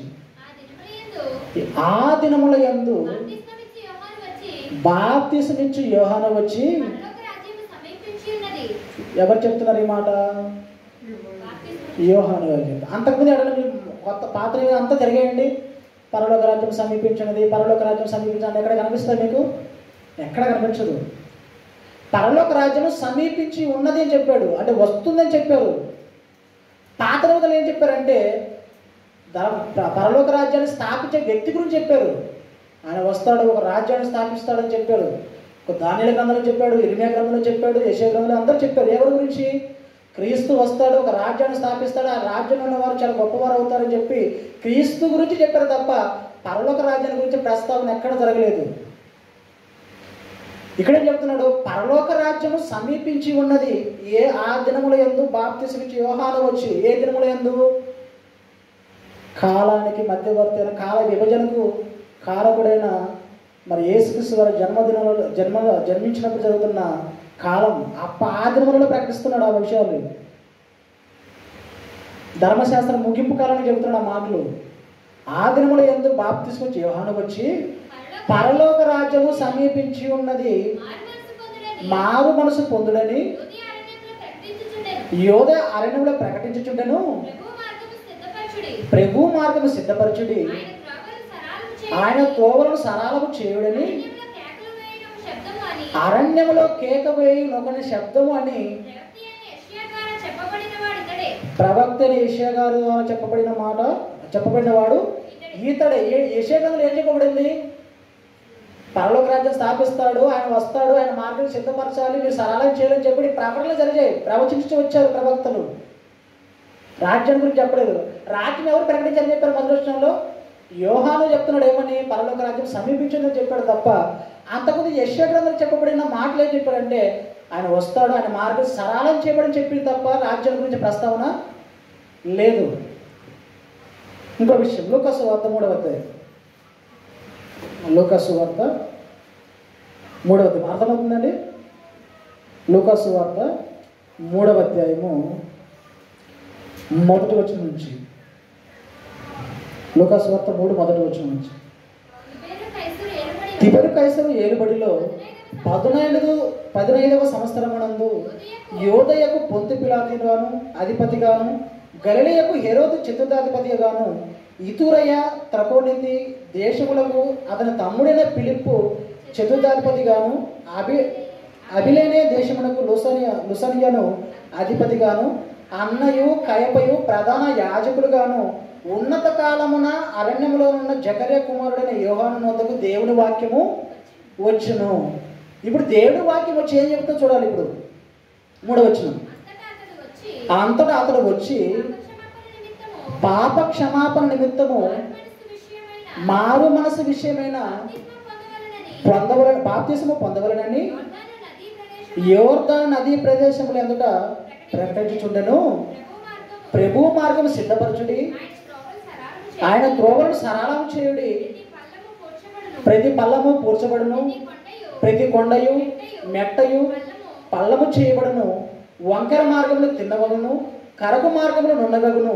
సకల శరీరులు దేవుని రక్షణ చూతురు అని అరణ్యములో కేక వేసిన ఒకటి శబ్దము అని ప్రవక్తని యెషయా గారి ద్వారా వాక్యములు ఎందుకు గ్రంథమందు రాయబడిన వాడు ఇవి రాయబడినట్టుగా ఇది జరిగాను అని చెప్పాడు. ఏమి జరిగినా చెప్పాలి. యెషయా గ్రంథం గారు ఏం చెప్తున్నారంటే, ఒకరు వస్తారు కానీ వస్తారు, ఆయన మార్గాలు సరళం చేయండి. ఆయన వచ్చినప్పుడు ప్రతి మార్గము మంచిగా అవుతుంది, వంకర మార్గాలు తినడం అవుతాయి, కరక మార్గములు నున్నమవుతాయి. ఇవన్నీ జరుగుతాయి తప్ప ఆ వ్యక్తి గురించి చెప్పారు. పరలోక రాజ్యాల గురించిన ప్రస్తావన వారి మధ్య జరగలేదు. రాజ్యాన్ని స్థాపించే వ్యక్తి గురించి ప్రస్తావన జరిగింది. ఇప్పుడు అంతమంది దగ్గరికి ఎవరెవరు ఉన్నారు చెప్పారు. 3వ అధ్యాయం 1 నుంచి 2వ వచనం ఏం జరిగిందంటే, తిబెరు కైసరు కాలంలో చాలా మంది ఉన్నారు, ఒక్కొక్క దేశానికి ఒక రాజు ఉన్నారు. వారి దగ్గరికి వెళ్ళలేదు వాక్యం. మోషే గారు ఉన్నారు, మోషే గారి దగ్గరికి ఎందుకు వెళ్ళలేదు? పరలోక రాజ్యం సమీపించిందని. అబ్రహాం దగ్గర ఉన్నారు, అబ్రహాం దగ్గరికి ఎందుకు రాలేదు? దావీదు గారి దగ్గరికి ఎందుకు రాలేదు? సొలొమోను దగ్గరికి ఎందుకు రాలేదు? ఇర్మియా గారి దగ్గరికి ఎందుకు రాలేదు? యెషయా గారి దగ్గరికి ఎందుకు రాలేదు? వారి దగ్గరికి రాని వాక్యము ఎవరి దగ్గరకు వచ్చిందంట? యోహాను కాలంలో వచ్చి యోహాను దగ్గరకు వచ్చిందంట దేవుని వాక్యము. వచ్చి ఏం చెబుతున్నాడంట? పరలోక రాజ్యం సమీపించి. అంతకుముందు ఎక్కడ చెప్పలేదని చెప్పలేదు. గ్రంథాలలో ప్రవచనాలు జరిగాయి, క్రీస్తు వస్తాడని ప్రవచనాలు జరిగాయి క్రీస్తు గురించి. కానీ రాజ్యానికి వచ్చిన ప్రస్తావన మాత్రం అక్కడ చెప్పబడలేదు. ఎవరెవరు ఉన్నారు చూడండి. ఇక్కడ 2వది, యోదయకు పొందు పిలాతు అధిపతిగాను పిలాతు దగ్గరికి రాలేదు. గలిలయను పాలించే హెరోదు దగ్గరికి రాలేదు. ఇతురయ త్రకోనితి దేశంలోకి వాళ్ళ తమ్ముడైన ఫిలిప్పు దగ్గరికి రాలేదు. ఇంకా అన్నయు కయపయు ప్రధాన యాజకులు వీళ్ళు ఎంతమంది ఉన్నా కూడా వీరి దగ్గరికి రాని వాక్యం ఎవరి దగ్గరికి వచ్చిందంట? యోహాను దగ్గరికి వచ్చింది. యోహాను దగ్గరికి వచ్చిన వాక్యం ఏం చెబుతుందంటే, పరలోక రాజ్యము సమీపించున్నది, మారు మనసు పొందండి, మారు మనసు పొందండి, మారు మనసు పొందండి. బలాత్కారంగా ఆక్రమించుకోవలసిన ఆ రాజ్యాన్ని మీరు ప్రవచించాలి, మీరు ప్రవేశించాలంటే మీరు బలవంతులుగా మారాలి. కనుక మీరు బలవంతులుగా మారాలంటే ఒక విషయం చెప్పాడు. ఏం చెప్పాడు? ఒక రాజ్యము సమీపించున్నది, ఆ రాజ్యము బహుబలంగా వస్తుంది. ఆ రాజ్యాన్ని మీరు ఆక్రమించుకోవాలంటే మీరు బలవంతులు కావాలి. మీరు బలవంతులు కావాలంటే నేను ఇచ్చే బాప్తిస్మం మీరు పొందుకోవాలని చెప్పాడు. రాజ్యాల గురించి ప్రస్తావన చేస్తే ఏం చెప్పాడంటే, పరలోక రాజ్యము సమీపించి ఉన్నది కనుక ఇది బలాత్కారులు ఆక్రమించుకునే రాజ్యము. ఈ రాజ్యంలో మీరు ప్రవేశించాలని మీరు బలవంతులుగా మారాలి. మీరు బలవంతులుగా మారాలంటే నేను ఇచ్చే బాప్తిస్మం దేని గురించి? పరలోక రాజ్యం గురించి అదే చెప్తాడు. మారు మనస్సు విషయమైన బాప్తిస్మము. దీని దేని కొరకు? ఇది పరలోక రాజ్యం కొరకు. ఈ పరలోక రాజ్యం కొరకు నువ్వు మరి పొందుకోవాలని నీకున్న బలం ఎంత? ఏం చెప్పచ్చు? ఎవరి బలవంతులు? ఎలా ఆక్రమించుకుంటారు ఈ బలవంతుల్ని? ఎప్పుడైనా ఆలోచించామా వాక్యం గురించి? మనం చదువుకుంటూ వెళ్ళిపోతున్న వాక్యాలు మనం ఆలోచించి ఈ విషయం ఎందుకు రాయబడింది, ఈ విషయం నాకు ఎందుకు అర్థం కావట్లేదని ఇప్పుడు ఈ ఆలోచన ఉంటుందా మనకి? వాక్యాన్ని క్షుణ్ణంగా ఆలోచిస్తే అర్థం కాదు. పైగా యేసుక్రీస్తు నోటి నుంచి జాలువారిన ఈ మాటలు చాలా ఇంకా లోతైనవి, విలువైనవి అని ఏ మాట చెప్పినా చాలా లోతుగా ఉంటుంది. దాంట్లో ఎన్నో విషయం దాగి ఉంటాయి. యేసుక్రీస్తు చెప్తున్న మాట ఏం తెలుసా? యోహాను దినమున మొదలుకొని యేసుక్రీస్తు చెప్పిన మాటలే, సువార్తలలో రాయబడిన మాటలని యేసుక్రీస్తు వారు చెప్పిన మాటలే. ఈ యోహాను దినము మొదలుకొని పరలోక రాజ్యము బలాత్కారంలో పట్టబడుచున్నది, బలాత్కారం దాన్ని ఆక్రమించుకుంటున్నారని చెప్పింది ఎవరు? యేసుక్రీస్తుల వారే. రాజ్యాన్ని స్థాపించే వ్యక్తి ఎవరు? యేసుక్రీస్తుల వారే. మరి పరలోక రాజ్యాన్ని పొందుకోవాలంటే ఏం చెప్పాలి? బాప్తిసం అనే పెద్ద మహాకార్యక్రమం అండి. దెయ్యం ఎక్కడైనా మనిషిని వెళ్ళమని ప్రేరేపిస్తే కానీ బాప్తీసం దగ్గరికి వచ్చాక అసలు వెళ్ళనివ్వదు, ఎన్నో ఆటంకాలు పెట్టేస్తుంది. బాప్తీసం అనేది చిన్న కార్యక్రమం కాదు, చాలా పెద్ద కార్యక్రమం. ఈ కార్యక్రమం గురించి ఒక ప్రవక్తను పుట్టించాడంటే మీరు ఆలోచించాలి. అసలు ప్రవక్త అంటే యోహాను ఎవరు? ప్రవక్త. బాప్తీసం ఇచ్చి యోహాను ఆయనకి ఎందుకు పేరు పడింది చెప్పండి? బాప్తీసం ఇచ్చి యోహాను ఆయన పేరు ఆయనకి ఎందుకు పడింది అంటే బాప్తీసం గురించి ప్రత్యేకంగా ఎందుకు పడినవాడు అంటే బాప్తీసము మనిషికి ఎంత అవసరమైనది ఆలోచించాలి మనం. బాప్తీసం ఇచ్చి యోహాను అని చెప్పాడు. ఓకేనా? కోర్టులో జడ్జి ఉంటాడు, దేని గురించి చెప్పాలి? తీర్పు గురించి. ఆయన ఏమంటారు? తీర్పు విధించే న్యాయవాది అంటారు. మీకు అర్థమని చెప్తాను. డాక్టర్స్ ఉంటారు కదా, హాస్పిటల్స్ ఉంటాయి. దేవుడు ఒక్కడే అవయవాలన్నీ సృజించాడు. దీనికి ఒక డాక్టర్ ఉంటాడు, దీనికి ఒక డాక్టర్ ఉంటాడు, దీనికి ఒక డాక్టర్ ఉంటాడు, దీనికి ఒక డాక్టర్ ఉంటాడు, దీనికి ఒక డాక్టర్ ఉంటాడు. అన్ని అవయవాలకు కలిసిన డాక్టర్ ఒకడే ఉండడు. ఒక్కొక్క అవయవాలకు ఒక్కొక్కటి ఉంటాడు, ఒక్కొక్క డాక్టర్ ఉంటాడు. ఓకేనా? ఇక్కడ ఎల్వి ప్రసాద్ హాస్పిటల్ ఉంది, ఎంతమంది తెలుసు కదా? దేనికి స్పెషల్ చెప్పాలి? దేనికోసం? కంటి కోసం. నాకు కాలు నొప్పి అండి, నాకు కాలు అయిపోయిందని నాకు కట్టుకట్టని అడిగిపోతే ఏం చేస్తాడు? ఆ డాక్టర్లు ఏం చేస్తారు? బాబు నీ మైండ్ నుండి వచ్చావా? ఇదే హాస్పిటల్, కంటి ఆసుపత్రి, నువ్వు ఎందుకు వచ్చావు? కాలు కట్టమని. ఇది ఇక్కడ కాదు, నువ్వు కోటికి వెళ్ళు అంటాడు. ఒక్కొక్క అవయవానికి ఒక్కొక్క డాక్టర్ ఉన్నాడు. పోలీస్ స్టేషన్కి వెళ్ళండి, కేసులను రాసుకోవడానికి రైటర్ ఉంటాడు. ఆయన దానికి మాత్రం ఉంటాడు, మనకు వేరే చేయడు. ఆయన రైటర్ దేనికి ఉంటాడు? వచ్చిన కేసులు రాసుకోవాలి, రాసిన కేసులేమో ఎస్ఐకి అప్పు చెప్పాలి, సిఐకి అప్పు చెప్పాలి. వారు మాత్రమే ప్రత్యేకం దానికి. ఇప్పుడు బాప్తీసం ఇచ్చి యోహాను దేనికి స్పెషలిస్టు? బాప్తీసం గురించి. అందుకోసమే పుట్టాడు. యేసుక్రీస్తు కంటే 6 నెలల పెద్దవాడైన యోహాను గారు వచ్చి దేని గురించి చెప్తున్నాడు? బాప్తీసం గురించి. మీరు మారు మనసు పొందాలి, అందుకోసమే నేను పుట్టాను. మీరు ఏం చేయాలంట? బాప్తీసం తీసుకోండి. ఒక రాజ్యం రాబోతుంది, ఆ రాజ్యంలో మీరు బలవంతులుగా మారాలా? అయితే మీరు ఖచ్చితంగా ఏం చేయాలి? మీరు బాప్తీసం తీసుకోండి అని చెప్పాడు. ఈ బాప్తీసాన్ని తిరస్కరించిన వారికి పరిశుద్ధాత్మ రాదండి. అందుకే ఆత్మ సంగతులు ఎందుకు అర్థం కావాలంటే లైసెన్స్ పొందుకోలేదు. లైసెన్స్ ఏంటిది? ఆత్మ. ఈ ఆత్మ దేనికి ఆధారం చదువుకున్న మొదట? ఒకటి జ్ఞానము, ఒకటి తెలివి, ఒకటి వివేచన, ఒకటి బలము, ఒకటి భక్తి, ఒకటి భక్తి రావాలన్నా భయం రావాలన్నా దేనికి ఆధారం చెప్పాడు? ఆత్మ. అన్నిటికీ ఆధారం ఆత్మే. ఈ ఆత్మని పొందుకోలేదు, ఇక దేవుడి సంగతులు ఎలా అర్థమవుతాయి? ఇది ఎప్పుడు వస్తుంది? బాప్తీసం తీసుకుంటూ వస్తుంది. మరి బాప్తీసం తీసుకోవడానికి సిద్ధపడలేదంటే మరి వాడికి దేవుడి గురించి అర్థమవుతుందా? అందుకే దెయ్యం అక్కడ దాకా పోనివ్వదు. అందుకే బాప్తీసానికి చాలా ఉన్నతమైన దేవుడు ఒక పీట వేశాడు. ప్రతి ఒక్కడు పరిశుద్ధులుగా తీర్చబడాలంటే పెద్ద కార్యక్రమం అది. ఏంటి?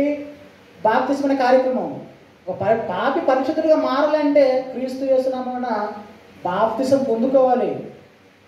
క్రీస్తుని నమ్ముకున్న అతను బాప్తీసం పొందుకోవాలి. పొందుకుంటే పరిశుద్ధుడు అవుతాడు.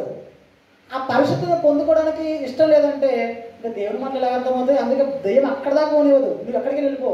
కానీ బాప్తీసం అనే మాట మాట్లాడావా నీకు 100 రకాల టార్చర్. చాలా ఉంటుందండి బాప్తీసం గురించి, మీరు చాలా పాఠాలు నేర్చుకోవాలి. యోహాను దగ్గరికి ఈ వాక్యం ఎందుకు వచ్చింది? అంతకుముందు వారి దగ్గరికి ఎందుకు రాలేదు? ఇప్పుడు ఈ బలవంతులు ఎవరో, ఈ బలాత్కారులు ఎవరో మనం తెలుసుకోవాలి. నీ బలాన్ని నా ముందు కనబరిచి, లోకం ముందు కనబరిచి నేను బలవంతులని నా కళ్ళు తిరిగానంటే నీ బలం సరిపోదు. నీ బలాన్ని ఎక్కడ చూపించాలి తెలుసా? పరలోక రాజ్యాన్ని ఆక్రమించి నీ బలాన్ని కనబరచు. అప్పుడు నీ బలాన్ని కనబరిస్తే నువ్వేదో తెలుస్తుంది అనమాట, నీ కెపాసిటీ అనేది తెలుస్తుంది. ఓకేనా? ఈ బలవంతుడు ఎవరో తెలుసుకుందాం. సామెతల గ్రంథం 24వ అధ్యాయం. సామెతల గ్రంథం 24వ అధ్యాయము 5వ వచనం. సామెతల గ్రంథం 24వ అధ్యాయము 5వ వచనం. బాగా వినాలి. జ్ఞానము గలవాడు ఎవరంట బలవంతుడుగా ఉండేది? జ్ఞానము గలవాడు బలవంతుడుగా ఉండును, తెలివి గలవాడు శక్తిమంతుడుగా ఉండను. మీకు బాగా అర్థం కావాలి. జ్ఞానం గలవాడు బలవంతుడు అయితే శక్తి గలవాడు జ్ఞానం గలవాడు శక్తివంతుడు. జ్ఞానము తెలివి రెండు ఒకటి కాదు. అర్థమవుతుందా? జ్ఞానము తెలివి రెండు ఒకటి కాదు. చాలామంది ఏమంటే జ్ఞానం అంటే తెలివిలో బాబు ఆలోచన అంటారు. జ్ఞానము గలవాడు బలవంతుడిగా ఉంటే ఓకేనా, తెలివి గలవాడు శక్తిమంతుడిగా ఉంటాడు. జ్ఞానము తర్వాత తెలివి రెండు ఒకే చోట రాయించాడంటే ఒకటే అర్థం మీద రాయించాడు కాదు, రెండు వేరు వేరు అర్థాలు. నీకున్న జ్ఞానాన్ని అంతా తెలివితో ఉపయోగించాలి. అర్థమవుతుందా? జ్ఞానానికి తెలివికున్న తేడా ఏంటంటే నీకు మహాజ్ఞానం తెలుసు, ఎన్నో సంగతులు తెలుసు, కానీ దాన్ని ప్రదర్శించి తెలివి కావాలి. అర్థమవుతుందా? ఇప్పుడు నాకు ఎంతో కొంత వాక్యం నేర్చుకున్న వాక్యం మీకు అర్థమయ్యేది చెప్పాలంటే నేను నేర్చుకున్న పద్ధతి చెప్తే మీకు అర్థం కాదు. మీకు అర్థం కావడానికి నేను అనేకమైన రుజువులు చూపించి మీకు నా తెలివితో మీకు చెప్పాలి. నేను ఈ విషయం ఇలా విడగొట్టాలని చెప్పాలి. ఒక విషయం ఇలా విడగొట్టి చెప్తే మీకు అర్థమవుతుంది. అటు తెలివిని ఉపయోగించాలి. జ్ఞానాన్ని మీకు బోధించాలంటే అర్థమైతే జ్ఞానానికి తెలియకున్న తేడా. ఒకటి జ్ఞానవంతుడుగా ఉంటే వాడు బలవంతుడుగా అయిపోతాడంట. తెలివి గలవాడు ఏం చేస్తాడు? శక్తిమంతుగా మారిపోతాడు. ఇప్పుడు ఇక్కడ బైబిల్ ఏం చెబుతుంది? బలవంతుడు ఎవరని చెబుతుంది? జ్ఞానము గలవాడు బలవంతుడుగా ఉంటును. ఇప్పుడు పరలోక రాజ్యాన్ని బలాత్కారం ఆక్రమించుకుంటున్న వారు ఎవరు? బలవంతులు. బలవంతులైన వారు పరలోక రాజ్యాన్ని బలాత్కారం ఆక్రమించుకుంటున్నారు. ఎప్పటి నుంచి ఆ బలాత్కారం జరుగుతుందంటే యోహాను కాలం మొదలుకొని. అంతకుముందు బలవంతులు ఎవరంటే అంతకుముందు రాజ్యాన్ని గురించి ప్రస్తావన జరగలేదు. వారి విశ్వాసాన్ని బట్టి ధర్మశాస్త్రాన్ని బట్టి వారు వెళ్ళిపోయారు. నీతిమంతులుగా ఎంచబడిన వారు పరలోకానికి వెళ్ళిపోయారు. పరలోక రాజ్యానికి అరువులుగా ఎంచబడి పరదేశంలో ఉన్నారు. కానీ ఈ యోహాను దినములు వచ్చేసరికి ఆ రాజ్యం కాస్త బలవంతంగా మారిపోయింది, చాలా కఠినంగా మారిపోయింది. ఏంటిది? పరలోక రాజ్యం. పరలోక రాజ్యం చాలా కఠినంగా తర్వాత బలంగా మారిపోయింది. ఇప్పుడు పరలోక రాజ్యాన్ని స్థాపించిన దేవుడు ఎలాంటి కూడా మనం తెలుసుకోవాలి. ఇప్పుడు పరలోక రాజ్యం బలవంతంగా బలాత్కారంగా జరగబడుతున్నారని చెప్పారు కదా. బలాత్కారంగా జరగాలంటే బలవంతులు కావాలన్నాడు. బలవంతులు కావాలంటే ఈ పరలోక రాజ్యం ఎలాంటిదో మనం తెలుసుకోవాలి. స్థాపించిన వారి కెపాసిటీ తెలియాలి మనకి. పరలోక రాజ్యాన్ని స్థాపించిన వారి యొక్క కెపాసిటీ, వారెంత బలవంతులో తెలియాలి. చూద్దాం. యోబు గ్రంథం 36వ అధ్యాయం. యోబు గ్రంథం 36వ అధ్యాయము 5వ వచనం. యోబు గ్రంథం 36వ అధ్యాయము 5వ వచనం. ఆలోచించుము, దేవుడు బలవంతుడు కానీ ఆయన ఎవరిని తిరస్కారం చేయడు. ఆయన వివేచన శక్తి బహుబలం. ఇక్కడ ఏం చెప్పాడు? ఆలోచించు, దేవుడు బలవంతుడు, ఆయన ఎవరు తిరస్కారం చేయవాడు కాదు, కానీ ఆయన వివేచన శక్తి మాత్రం బహుబలమైనది. బలవంతుడైన దేవుడు ఒక బలవంతమైన రాజ్యాన్ని స్థాపించాడు. దీంట్లో బలవంతులు కావాలని కోరుకున్నాడు దేవుడు. కనుక బలవంతులైన వారు కావాలి, బలము గల వారు కావాలని దేవుడు కోరుకున్నాడు. అర్థమవుతుందా? మరోసారి చెప్తున్నాను. రాజ్యాన్ని స్థాపించిన దేవుడు బలవంతుడు, ఆయన వివేచన శక్తి బహుబలమైనది, ఆ ఆలోచన చాలా బలము గలది. స్థాపించిన ఆయన బహుబలవంతుడు. ఈ బలవంతుడైన రాజ్యాన్ని స్థాపించిన రాజ్యంలో బలవంతులైన వారు ఆక్రమించుకోవాలి. మీరు ఎంత బలం కలవాడో చెప్పాలి. నేను డైలీ జిమ్కి వెళ్తానండి, ఉదయం నుంచి సాయంత్రం 8 గంటలకు జిమ్ చేస్తాను, నా కండలు చూడు, నేనే బలవంతునంటే నీ బలం వీళ్ళకి సంబంధం ఏంది? ఇక్కడి వరకే. ఇవన్నీ నువ్వు ఉద్యోగం సంపాదించడానికి ఇక్కడ ఏమంటున్నారు? బలవంతులు ఎవరు? బలవంతులు అంటే ఏం చెప్తున్నారు? లోకం ఏమంటుంది? జ్ఞానము గలవాడు బలవంతుడు అని చెప్పి బైబిల్ చెబుతుంటే లోకాన్ని మీరు అడగండి, ఎవరు బలవంతుడు? ఏం చెప్తారు చెప్పండి? ఆరోగ్యం గలవాడు బలవంతుడు అంటాడు, డబ్బున్నవాడు బలవంతుడు, ఉద్యోగం సంపాదించిన వాడు బలవంతుడు, పదవి సంపాదించిన వాడు బలవంతుడు. ఇవన్నీ నువ్వు సంపాదించుకున్న రాజ్యంలో నువ్వు బలవంతుడికి ఉండేలాగా నేను ఒక రాజ్యాన్ని స్థాపించాను, ఆ రాజ్యాన్ని నువ్వు ఛేదించుడు, అప్పుడు నమ్ముతాను బలవంతుడు అని. బలవంతుడైన దేవుడు బలాత్కారం ఒక బలమైన రాజ్యాన్ని స్థాపించినప్పుడు ఆ బలమైన రాజ్యాన్ని బలవంతులు కావాలని కోరుకుంటారని బలహీన కావాలని కోరుకుంటారండి. ఈ లోక సంబంధ పదవిలోనూ బలం కావచ్చు, ధనములో బలం కావచ్చు, శారీరకంగా బలం కావచ్చేమో, కానీ దేవుడు స్థాపించిన రాజ్యములో బలాత్కారంగా నువ్వు ఆ బలాన్ని ఛేదించి నువ్వు చెప్పు అప్పుడు బలవంతుడు అని. ఆ రాజ్యాన్ని ఛేదించి ఆ రాజ్యాన్ని పొందుకొని అప్పుడు చెప్పాలి నేను బలవంతుణ్ణి అని. ఇంకో విషయం చూద్దాం. ఇర్మియా గ్రంథం 50వ అధ్యాయం. ఇర్మియా గ్రంథం 50వ అధ్యాయము 34వ వచనం. ఇర్మియా గ్రంథం 50వ అధ్యాయం 34వ వచనం. వారు విమోచకుడు బలవంతుడు, సైన్యములకు అధిపతి యెహోవా అని ఆయనకు పేరు చాలు. వారి విమోచకుడు బలవంతుడు అని ఎవరంటే సైన్యములకు అధిపతి అని అతనికి పేరు అని చెప్పాడు. ఎవరు? దేవుడు, తండ్రి అయిన దేవుడు. ఎవరైనా బలవంతుడు, ఒక రాజ్య లోకాలను కలిగించిన ఆయనే అంత బలవంతుడుగా ఉన్నప్పుడు భూమి మీద రాజ్యాన్ని స్థాపిస్తే ఆ రాజ్యాన్ని బహుబలంగా స్థాపించాడు. స్థాపించడానికి ఒక వ్యక్తిని పంపించాడు. తండ్రి అయిన దేవుడు ఎంత బలవంతుడు చెప్పాడు ఆలోచించము. దేవుడు బలవంతుడు అని చెప్పాడు. ఇక్కడ విమోచకుడు ఆయన ఎవరంటే సైన్యములకు అధిపతి యెహోవా అతని పేరు. ఆయన ఎవరంటే ఆయన కూడా బలవంతుడు. బాగా వినాలి.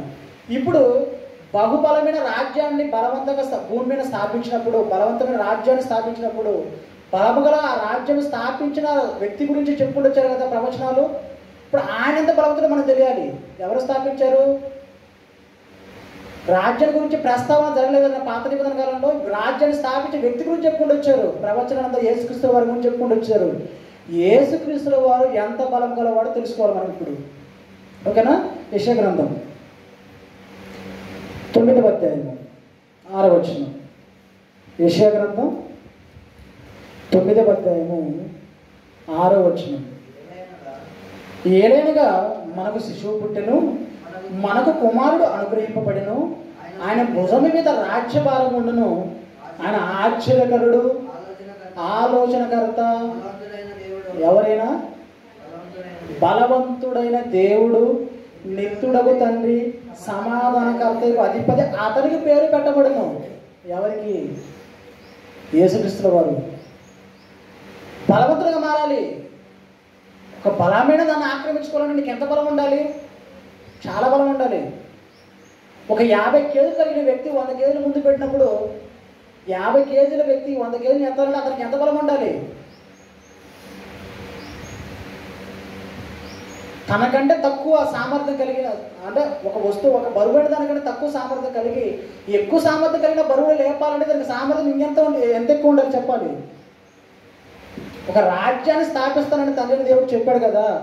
మరి యేసుకు రాజ్యాన్ని స్థాపించిన వ్యక్తి యేసుక్రీస్తులు వారు వచ్చారు. ఈయనంత బలవంతుడు అంట, బహుబలవంతుడు. ఈయన కూడా బలవంతుడే. ఈయన బలం ఎంతటిది తెలుసా అండి? రాజ్యం, పరలోక రాజ్యాన్ని కొట్టాడేనా, పరలోక రాజ్యాన్ని ఆక్రమించుకున్నాడేనా? ఎవరు? యేసుక్రీస్తుల వారు. ఎంతోమంది ఆటంకపరిచిన అతని బంధువులు, కుటుంబీకులు అతను ఆటంకపరిచిన అవన్నీ పక్కన పెట్టి పరలోక రాజ్యాన్ని కొట్టాడు. సమాజం దూషించిన అవన్నీ పక్కన పెట్టి పరలోక రాజ్యాన్ని కొట్టాడు. ఆయన నమ్మకపోయిన పరలోక రాజ్యాన్ని సంపాదించాడు, పరలోక రాజ్యాన్ని ఆక్రమించాడు. ఈయన ఇంత బలవంతుడు. ఇప్పుడు మన బలం ఎక్కడ చెప్పాలి? మన బలం ఎక్కడ ఉంది? నీ బలం కావాలని ఎక్కడ తెలుసా అండి? ఏమని చెప్పాడు ఇంతగా? జ్ఞానం గలవాడు బలవంతుడుగా ఉంటుంది. ఏంటి జ్ఞానం? ఏంటి జ్ఞానం? వాక్యం. వాక్యంలో నీ బలం ఎంత? ఇప్పుడు వచ్చారు దానికి. వాక్యంలో నీ బలం ఎంత? నీ కెపాసిటీ అది. పరలోక రాజ్యాన్ని కొట్టాలి అంటే నీకు బలం కావాలన్నాడు. నీ బలం ఎక్కడో చెప్పాలి. జ్ఞానం గలవాడు బలవంతం చెప్పాడు. లోక సంబంధ విషయాలతో నీ జ్ఞానం ఎవరు కావాలి? వాక్య విషయంలో నీ జ్ఞానం చూపించు. వాక్య విషయంలో నీ జ్ఞానం చూపించి పరలోక రాజ్యాన్ని కొట్టి దాన్ని ఛేదించిన చెప్పు. ప్రభు నేను బలవంతుడని చెప్పు. మీరు వాక్య విషయంలో మీరు ఎలా ఉండాలో చెప్పాడు తెలుసు. పౌలు గారు చెప్పారండి ఒక మాట, మీకు చూపిస్తాను. పౌలు గారు వాక్య విషయంలో ఎలా ఉండాలో చెప్పాడు చూడండి. కొరింథీయులకు రాసిన మొదటి పత్రిక 16వ అధ్యాయం. కొరింథీయులకు రాసిన మొదటి పత్రిక 16వ అధ్యాయము 13వ వచనం చూడండి. కొరింథీయులకు రాసిన మొదటి పత్రిక 16వ అధ్యాయము 13వ వచనం. జాగ్రత్తగా వినండి. మెలకుగా ఉండడం అక్కడ నుంచి చెప్పాలి మీరు. మెలకుగా ఉండడి, విశ్వాసం ముందు నిలకడగా ఉండండి. ఒకటి మెలకువ, రెండు విశ్వాసం. మెలకుగా ఉండుడి, విశ్వాసం నిలకడగా ఉండుడి. అది పౌరుషం గలవాడే ఉండుడి, బలవంతులై ఉండుడి. మీరు చేయు కార్యములన్నీ ప్రేమతో చేయుడి. ఇప్పుడు వచ్చారు మీ దారికి. ఇక్కడ మీకు ఈ విషయం మీకు అర్థమైతే మీకు అర్థమైపోతుంది. మీరు ఎంత బలవంతులు మీకు అర్థమైపోతుంది. ఇట్టే అర్థమైపోతుంది. మెలకుగా ఉండుడి, మెలకుగా ఉండుడి. ఈ మాట ఇంకోసారి కనపడుతుంది. మీరు మెలకుగా ఉండుడి, మెలకుగా ఉండడానికి మీకు ఇంకోసారి కనిపిస్తుంది. ఎక్కడ కనిపిస్తుంది? ఎఫెసీ పత్రిక 5వ అధ్యాయంలో కనపడుతుంది. తర్వాత పేతురు రాసిన పత్రికలో కనపడుతుంది. అక్కడ గర్జించే సింహం వల్లే తిరుగుతున్నాడన్న మాటలు చూసారా? అక్కడ కూడా చెప్తుంది. మెలకుగా ఉన్నట్టు ఏ విషయం మెలకుగా ఉండాలి మనము? సాతాను కూడా బహు బలంగా వస్తున్న మనుషుల మీదకి. వాడు కూడా చాలా బలవంతుడు. సాతాను మన మీదకి బలముగా వస్తున్నప్పుడు ఇక నువ్వెంత బలవంతంగా ఉండాలి చెప్పాలి. పరలోక రాజ్యాన్ని కొట్టడానికి నువ్వు బలవంతుడిగా మారాలి. నీకు అంత జ్ఞానం కావాలని దేవుడు చెబితే మనోళ్ళు బలవంతులు కాదు, బలహీనులు అయిపోయారు. మీకు ప్రతిరోజు బల తీసుకోవడం చూసారా? మీరు ఎప్పుడు చదవని విషయం ఉంటుంది అక్కడ. మొదటి కొరింథీ పత్రిక 11వ అధ్యాయంలో ఇది ఇలాగే పెట్టుకొని, మొదటి కొరింథీ పత్రిక 11వ అధ్యాయము పేరు చెప్పండి. అలాగే పేరు 2 పేజీలు తిప్పితే కనిపిస్తుంది. కొరింథీయులకు రాసిన మొదటి పత్రిక 11వ అధ్యాయము 30 వచనం చూడాలి. ఇందువలననే మీలో అనేకులు బలహీనులను రోగులై ఉన్నారు. చాలు. ఇక్కడ ఎలా ఉన్నారు? ఏ విషయంలో చెప్పాలి? ఏ విషయంలో ఎందుకు బలహీనులుగా ఉన్నారు? కొరింథీ పత్రిక రాసిన బలం తీసుకున్న క్రమములు చెబుతూ బలహీనులుగా ఉన్నారు. ఎందుకున్నారు? ఏం జరిగింది? అలా ఉండవలసిన అవసరం ఏంటి? ఇప్పుడు నీకేం చేత కాదు అని ఒక నన్ను అనుకోండి, అప్పుడు ఎలా రియాక్షన్ అవుతారు? ఒక రియాక్షన్ ఎలా ఉంటుందో చెప్పాలి. నీకేం చేత కాదు, ఉంటే పనికిరాను, నువ్వు ఎందుకు పనికిరాను అంటే ఎలా ఉంటుంది? అర్థమవుతుందా? ఒక వ్యక్తిని తక్కువ చూపు చూసి మాట్లాడితే ఎలా ఉంటుంది చెప్పాలి మీరు. అతని ఆలోచన ఎలా ఉంటుంది? చిచి, నన్ను నువ్వు తక్కువ అంటావా? నువ్వెంత, నీ కెపాసిటీ ఎంత అంటారు. అవునా? ఇది మైండ్ పెట్టుకొని ఇప్పుడు 16వ అధ్యాయం 13వ వచనం చదవండి. 16వ అధ్యాయం 13వ వచనం. మెలకుగా ఉండుడి, విశ్వాసం నిలకడగా ఉండుడి, అది పౌరుషం గలవాడే ఉండుడి. చాలండి. పౌరుషం గలవాడే ఉండుడి. నువ్వు నన్ను వాక్యం లాగా అంటావా? నీకే వచ్చే వాక్యం నాకు రాదా? ఈ పౌరుషం రావాలి. నాకు వాక్యం రాదా అంటావా? అసలు వాక్యం తెలియదంటావా? నన్ను అంటే వాక్యం బలవంతులు లేనంటావా? నువ్వు నీకే వచ్చిన వాక్యం నేను నేర్చుకుంటాను, నేను బలవంతులుగా మారుతాను. ఈ పౌరుషం రావాలి. ఏరా నన్ను ఈ మాట అంటావా? ఈ విషయంలో కాదు పౌరుషం. లోక సంబంధ విషయాలు ఆలోచించండి. ఒక మాటను తగ్గుతారండి, అస్సలు తగ్గరు. ఎందుకు తగ్గరు? నన్ను ఎంత మాట అంటావా? నీకు నీ విషయంలో ఏ విషయంలో తక్కువ? డబ్బులు తక్కువ, బలంలో తక్కువ, అందంలో తక్కువ, ఆస్తులు తక్కువ. ఏ విషయంలో తగ్గుతాను? ఏ విషయంలో తగ్గను. నీకంటే ఎక్కువ నేను ఒక మెట్టు ఎక్కువే ఉన్నాను అన్నాడు. కానీ వాక్యం వేసేసరికి నీకు వాక్యం రాదంటే, నా వాక్యం రాదంటే ఆ పౌరుషం ఉంటుందండి మనకి. ఈ పౌరుషం ఉంటుందా? నీకు వాక్యం రాదురా, అసలు బొత్తికి వాక్యం లేదండి. ఇప్పుడు మీరు ఎవరన్నా అసత్య వాక్యం చెబుతున్న పాస్టర్ దగ్గరికి నీకు బొత్తికి వాక్యం రాదండి అనుకో, నాకు వాక్యం రాదంటావా అన్నప్పుడు ఈ వాక్యం పెట్టండి. ఏమంటారు చూడండి.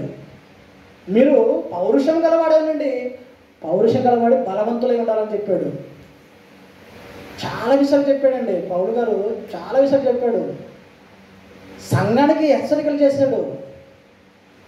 హెచ్చరికలు చేస్తూ మీరు వాక్య విషయంలో ఎలాంటి ఏ విషయంలో బలవంతులు? ఇంకా మీరు బలహీనలు కావాలంటే ఒక విషయం చెప్తాను. ఆరాధన ఎన్ని గంటలకు ప్రారంభం మనకి? 8:30. ఎన్ని గంటలకు వస్తున్నాం? అది బలవంతుడా బలహీనుడువా? ఎంత బలం నీకు చెప్పాలి ఇప్పుడు? ఏ విషయంలో బలం? వాక్యము మన మనసులో ఎక్కితే నువ్వు ఏ విషయంలో బలవంతుడు చెప్పాలి? దేవుడు అడుగుతాడు. సమయమును సద్వినియోగం చేసుకోమన్నాడు. ఎలా చేసుకుంటావు? ఏ మెలకు ఉంది నీకు చేసుకోవడానికి? మీరు కాలం ఎరిగి నిద్ర మేలుకొని వేళనే తెలుసుకొని మీరు జాగ్రత్తగా ఉండాలంటాడు. ఎలా ఏ మెలకు ఉంది చెప్పాలి? ఏ మెలుకుతో నువ్వు మేలుకుంటావు? నీకు ఎంత జ్ఞానం ఉంది, ఎంత బలం ఉంది? దేని బట్టి నువ్వు బలవంతుడిగా మారిపోతావు చెప్పండి? పరలోక రాజ్యాన్ని ఛేదించడానికి చిన్న విషయం అనుకుంటున్నారా? చాలా కష్టతరం. బలవంతులైన వారు ఎంతోమంది ఛేదించాలని చూశారు కానీ వారి వల్ల కాలేదు. చాలా యేసుక్రీస్తు వారు చెప్పిన మాటదే, ప్రభువా మరి పరలోక రాజ్యంలో ప్రవేశించేది ఎంతమంది అంటే, నాయన అది ఒక పోరాటం అన్నాడు. ఒకటే మాట, అది ఒక పోరాటం. ఏ పోరాటం అది? అది బలవంతులైన పోరాటం అది. పోరాటం ఎవరుంటారు చెప్పాలి? బలహీనులు ఉంటారా, బలవంతులు ఉంటారా? ఇప్పుడు నేను ఉన్నానండి, కుస్తీ పోటీలు జరుగుతున్నాయి. నేను ఈ షర్ట్ వేసుకొని కుస్తీ పోటీలు నేను వెళ్తానండి, నన్ను చూసి ఏమంటారు వాళ్ళు ఏమంటారు? చీచి నువ్వా గట్టిగా దెబ్బ కొడితే ఎక్కడ కొడితే చచ్చిపోతా లేదు, పరిస్థితులు కూడా తెలలేదు అంటారు. ఇప్పుడు నేను వాడిని జయించాలంటే ఇప్పుడు నేను ఎలాంటి కంప్లైంట్స్ని వెళ్ళాలి? ఉదయం లేచి 2 కేజీలు చికెన్ తినాలి, 1 డజన్ గుడ్లు తినాలి, 1 లీటర్ పాలు తాగాలి. అలా 8 గంటలు జిమ్ చేస్తే నేను బలవంతుడిగా మారను.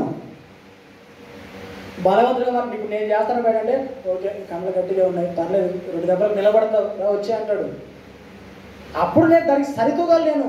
బలాన్ని నేను వాడిని ఎదుటివాడి బలాన్ని నేను ఛేదించాలంటే దానికంటే ఎక్కువ బలం నాకు ఉండాలి.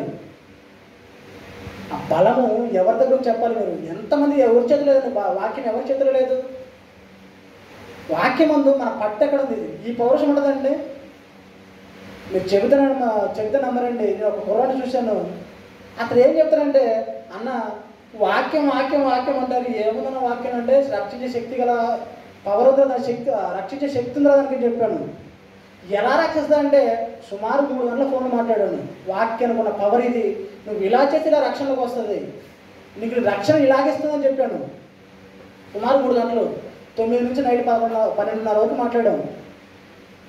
అంటే ఒక వాక్యాన్ని అతనికి ఎక్కించడానికే మనకు సకల విధమైన జ్ఞానం ఉంటే తప్ప బలవంతుగా మారలేమని బైబిల్ చెబుతుంటే నేను ఏమి లేకుండా పరలోకానికి వెళ్ళిపోతాను ఎలా అనుకుంటున్నాం మనం చెప్పండి? వాక్యం ఏ పట్టు లేదు. మనం ఎప్పుడు ఆలోచిస్తాం? ఎప్పుడు చూసిన ప్రసంగాలు బాప్తిస్తాల గురించి వింటాం, నరకం గురించి వింటాం, పరలోకం గురించి వింటాం. పరలోకం ఎలా వెళ్ళాలని దాని గురించి ఆలోచించాం. అక్కడ మాట ఉంటుంది చూడండి, పరలోకం వెళ్ళాలంటే ఏం చేయాలని ఉంటుంది అక్కడ సత్క్రియలు చేయమన్నది. సత్క్రియలు చేయాలంటే సత్క్రియ అంటే ఏంటి? సత్ అంటే ఏంటిది? వాక్యం. సత్క్రియలు అన్నాడు. వాక్యంతో కూడిన క్రియలు చేయాలి. వాక్యంతో కూడిన క్రియలు నీకు ఎలా చేయాలని నువ్వేం తెలుసుకోవాలి? వాక్యం తెలుసుకోవాలి. నీ దగ్గర ఈ జ్ఞానం లేదు, నువ్వు ఎక్కడ బలవంతులు మారుతావు? దేవుని రాజ్యాన్ని ఆక్రమించుకోవడం చిన్న విషయం కాదు. ఒకప్పుడు ఇశ్రాయేలులకు అంతగా ఆ బలం అవసరం లేకపోయింది. వారికి తగ్గట్టు వారి విశ్వాసాలు బట్టి వారు వెళ్ళిపోయారు. మీకు ఇంకా అర్థం కావాలంటే 10 సంవత్సరాలు వెనక్కి వెళితే ఒక టీచర్ జాబ్ కొట్టాలంటే పెద్దగా చదువులు అవసరం లేదు. నా చిన్నతనంలో నేను చూసిన విషయాలు ఏంటంటే 10వ తరగతి చదివితే స్కూలు టీచర్గా మారిపోయేవాళ్ళు. 10వ తరగతి పాస్ అయితే చాలు. ఇప్పుడు డిగ్రీ పాస్ అని లేదు. ఒకప్పుడు వారితో సామర్థ్యం అంతే, అప్పుడు అది చదివితే సరిపోతుంది. ఇప్పుడు సమస్త విధమైన జ్ఞానం మన చేతులు ఉంది, పరిపూర్ణ జ్ఞానం మన చేతిలో ఉంది. ఇప్పుడు నువ్వు మారడానికి నీకు బలంగా కావాలి. అప్పుడు వారికి బలం తక్కువ అవసరం వచ్చింది.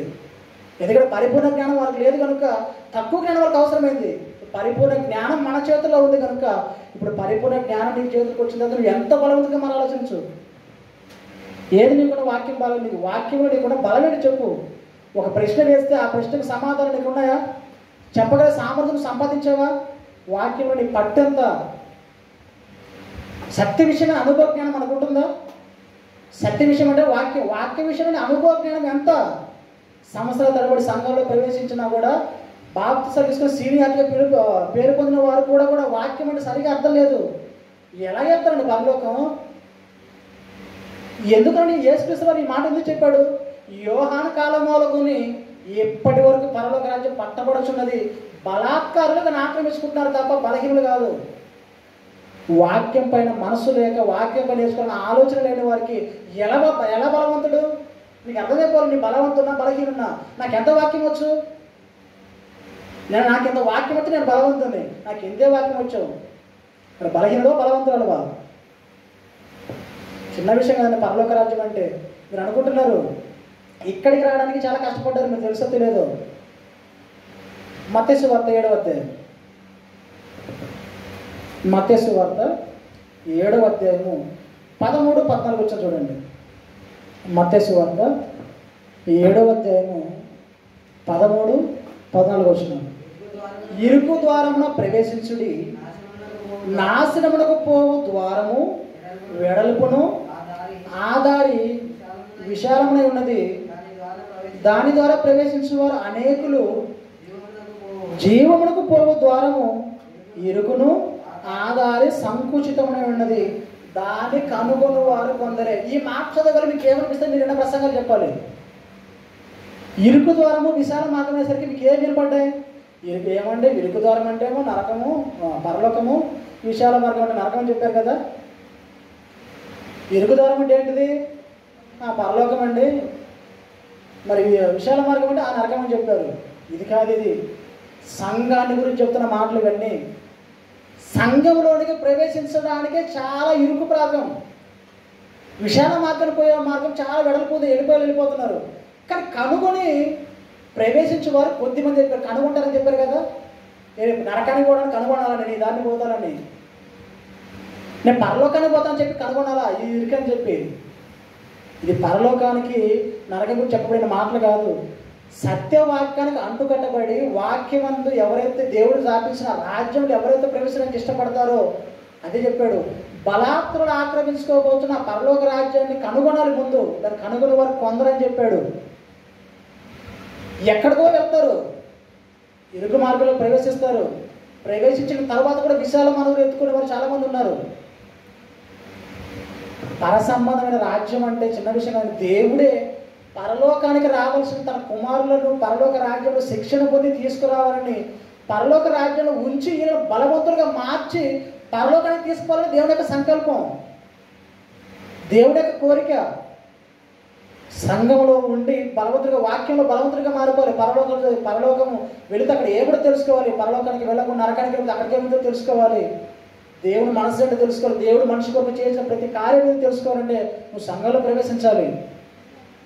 దీనికి సత్యవాక్యం కనుగొన్న వారు ఎవరున్నారు? కొందరే అని చెప్పాడు. అందరే చెప్పలేదు, కొందరే. అదొక పోరాటం అని చెప్పాడు. ఈ పోరాటంలో నువ్వు నీ బలాన్ని ప్రదర్శించాలి, చేజిక్కించుకోవాలి పరలోక రాజ్యాన్ని. ఓకేనా? ఇంకో విషయం చూపిస్తాను, ముగిస్తాను. ఒక 10 నిమిషాలు ముగిస్తాను. తిమోతికి రాసిన 2వ పత్రిక 2వ అధ్యాయం. తిమోతికి రాసిన 2వ పత్రిక 1వ వచనం. తిమోతికి రాసిన 2వ పత్రిక 2వ అధ్యాయము. తిమోతికి రాసిన 2వ పత్రిక 2వ అధ్యాయము 1వ వచనం. నా కుమారుడా, క్రీస్తు యేసు నందున్న కృపచేత ఏకము మళ్ళీ చెప్పాలి. ఎవరికి చెప్తున్నమాట ఇది? ఒక పౌలు గారు తన కుమారుడైన తన శిష్యుడైన తిమోతి గారికి చెబుతూ, నా కుమారుడా, క్రీస్తు యేసు నందున్న కృపచేత ఏం చేయాలంట? బలవంతులు కావాలి. క్రీస్తు యేసు నందున్న కృపచేత బలవంతులు కావాలన్నారా, బలహీనులు కావాలన్నారా? బలవంతులు కావాలి. ఇప్పుడు బలవంతుడు కావాలంటే ఏం చేయమన్నాడో మీకు విషయం చెప్తాను. చూడండి, మొదటి పత్రిక చూడండి. మొదటి పత్రిక 4వ అధ్యాయం 11-12 వచనములు. తిమోతికి రాసిన మొదటి పత్రిక 4వ అధ్యాయము 11-12 వచనాలు. ఈ సంగతులను ఆజ్ఞాపించి బోధించుము. తిమోతికి రాసిన మొదటి పత్రిక 4వ అధ్యాయం 11-12. ఏ చదువుతున్నారండి? తిమోతికి రాసిన మొదటి పత్రిక 4వ అధ్యాయము 11-12. ఈ సంగతులను ఆజ్ఞాపించి బోధించుము. నీ యవ్వనమును బట్టి నిన్ను ఎవడనూ తృణీకరింపనీయకుము, కానీ మాటలోను ప్రవర్తనలోను ప్రేమలోను విశ్వాసములోను పవిత్రతలోను విశ్వాసులకు మాదిరిగా ఉండుము అని ఇన్ని జాగ్రత్తలు చెప్పాడు కదా. ఇన్ని జాగ్రత్తలు కలగంటే తర్వాత విషయం చెప్పాడు 11వ వచనం. నేను వచ్చిన వరకు చదువుట యందును హెచ్చరించుట యందును బోధించుట యందును జాగ్రత్తగా ఉండాలి. ఏం చదవమన్నాడు? ఏం చదవన్నాడు? ఏం చదవ? ఆయనకి అప్పటికి ఏమిచ్చాడు? తిమోతి గారికి ఏమిచ్చాడు? అప్పటికి తిమోతి రాసిన పత్రిక చివరిలో రాయబడ్డ పత్రికలు ఇవన్నీ. నా కుమారుడు తిమోత, నువ్వు ఎప్పుడైతే మరి క్రీస్తు వేసినందుకు బలవంతుడు ఎప్పుడవుతావు అంటే, నేను రాసిన పత్రికలు అంటే నువ్వు చదవాలి. చదివితే క్రీస్తు యొక్క కృప ఎంత గొప్పదని తెలిసిపోతుంది. ఆ కృపలు నువ్వు బలవంతుడుగా. పౌలు గారు ఏం చెప్తారంటే, ఒక సంఘానికి పత్రిక రాసి ఆ పత్రికను మరొక సంఘానికి ఇచ్చి ఆ పత్రిక రాసి ఆ సంఘానికి రాసిన పత్రికను ఇక్కడికి ఇస్తే అక్కడక్కడ మారుస్తుండేవాడు. ఎబిసి సంఘం ఉంది, కొరింథీ సంఘం ఉంది. కొరింథీకి ఒక సంఘానికి ఒక పత్రిక రాసేవాడు, ఎబిసి పత్రిక సంఘానికి ఒక పత్రిక రాసేవాడు. ఇప్పుడు ఎబిసిలో ఉన్నవారు ఎబిసి రాసిన గ్రంథాన్ని చదువుకొని కొరింథీ పట్టణానికి ఇస్తే, కొరింథీలో రాసిన సంఘానికే కొరింథీ పత్రిక చదువుకొని అతను చదివిన తర్వాత ఎబిసి పత్రిక ఇవ్వాలి. ఇలాగ మార్పులు జరిగాయి. రాయబడిన ప్రతి లేఖనాలను సంఘాల ద్వారా మారుస్తూ ప్రతి విషయాన్ని క్షుణ్ణంగా దేవుని రాజ్యానికి వచ్చే ప్రతి మాటను కూడా సంఘాలకు నేర్పించాడు. నేర్పిస్తూ మాట ఏం చెప్తానంటే, నా కుమారుడు తిమోతి, క్రీస్తు యేసు కృపచేత నువ్వేం చేయాలి? బలవంతుడు కమ్మాడు. వాక్యంలో బలవంతుడు కావాలి, చదువుడు ఎందుకు బలవంతుడు కావాలి, మాట ఎందుకు బలవంతుడు కావాలని చెప్పాడు. ప్రతి విషయంలో బలవంతుడు కావాలి. ఒక సంఘానికి నడిపించగలగాలంటే అతను సకల విధమైన జ్ఞానం ఉండాలి. పౌలు గారు నమ్మకం వ్యక్తున్న పౌలు గారికి నమ్మకం వ్యక్తి ఎవరంటే తిమోతి గారు. తిమోతి గారికి చెబుతూ, నా కుమారుడా, నిన్ను చూడాలని నాకు చాలా ఆతృతగా ఉంది, త్వరగా వచ్చి చూడాలని పత్రికలు రాస్తాడు. ఇతను ఎంత ఇష్టం కలిగిన ఇతను, నా కుమారుడా, నా కుమారుడా, నా కుమారుడా, నేనే ప్రేమించిన నా కుమారుడా, క్రీస్తు యేసునందు బలవంతుడు కమ్ము, ఆయన కృపచేత బలవంతుడు కమ్మని చెప్పాడు. ఓకేనా? ఇప్పుడు ఇంకొక విషయం చూద్దాం. యోహాను రాసిన మొదటి పత్రిక 2వ అధ్యాయం. యోహాను గారు రాసిన మొదటి పత్రిక 2వ అధ్యాయము 14 వచ్చిన. యోహాను రాసిన మొదటి పత్రిక 2వ అధ్యాయము 14 వచ్చిన. బాగా వినాలి. చిన్నపిల్లలారా, మీరు తండ్రిని ఎరిగి ఉన్నారు కనుక మీకు రాయచున్నాను. తండ్రులారా, మీరు ఆది నుండి ఉన్నవారిని ఎరిగి ఉన్నాను కనుక మీకు రాయచున్నాను. యవనస్తులారా, బాగా వినాలి. యవనస్తులారా, మీరు బలవంతులు, దేవుని వాక్యం మీ యందు నిలిచి ఉన్నదని చెప్పాడు. యవనస్తులు దేవునిలో బలవంతులు కావాలని దేవుడు కోరుకున్నాడు. యవనస్తులు దేని ఎందుకు బలవంతులు కావాలని దేవుడు కోరుకున్నాడు దేవుడు. యవనస్తులారా, మీరు బలవంతులు, శారీరకంగా మీరు చాలా బలవంతులు, దేవుని వాక్యం మీ యందు ఉన్నది కనుక ఇంకా మీరు బలవంతులు కావాలి. యవనస్తులారా, మీరు బలవంతులు. ఎందుకు మీరు బలవంతులు అంటే, మీరు దుష్టుడు దేవుని వాక్యము మీ యందు నిలుచుతున్నది కనుక మీరు బలవంతులు. మీరు బలవంతులైతే ఏం చేస్తారంట? దుష్టుడు చేయిస్తారు. దుష్టుడు ఎలాంటి వాడు? దుష్టుడు ఎంత బలవంతుడు వాడు? సాతాను ఎంత బలం గలవాడు? ఎంత బలం వస్తాడంటే సాతాను మన మీదకి.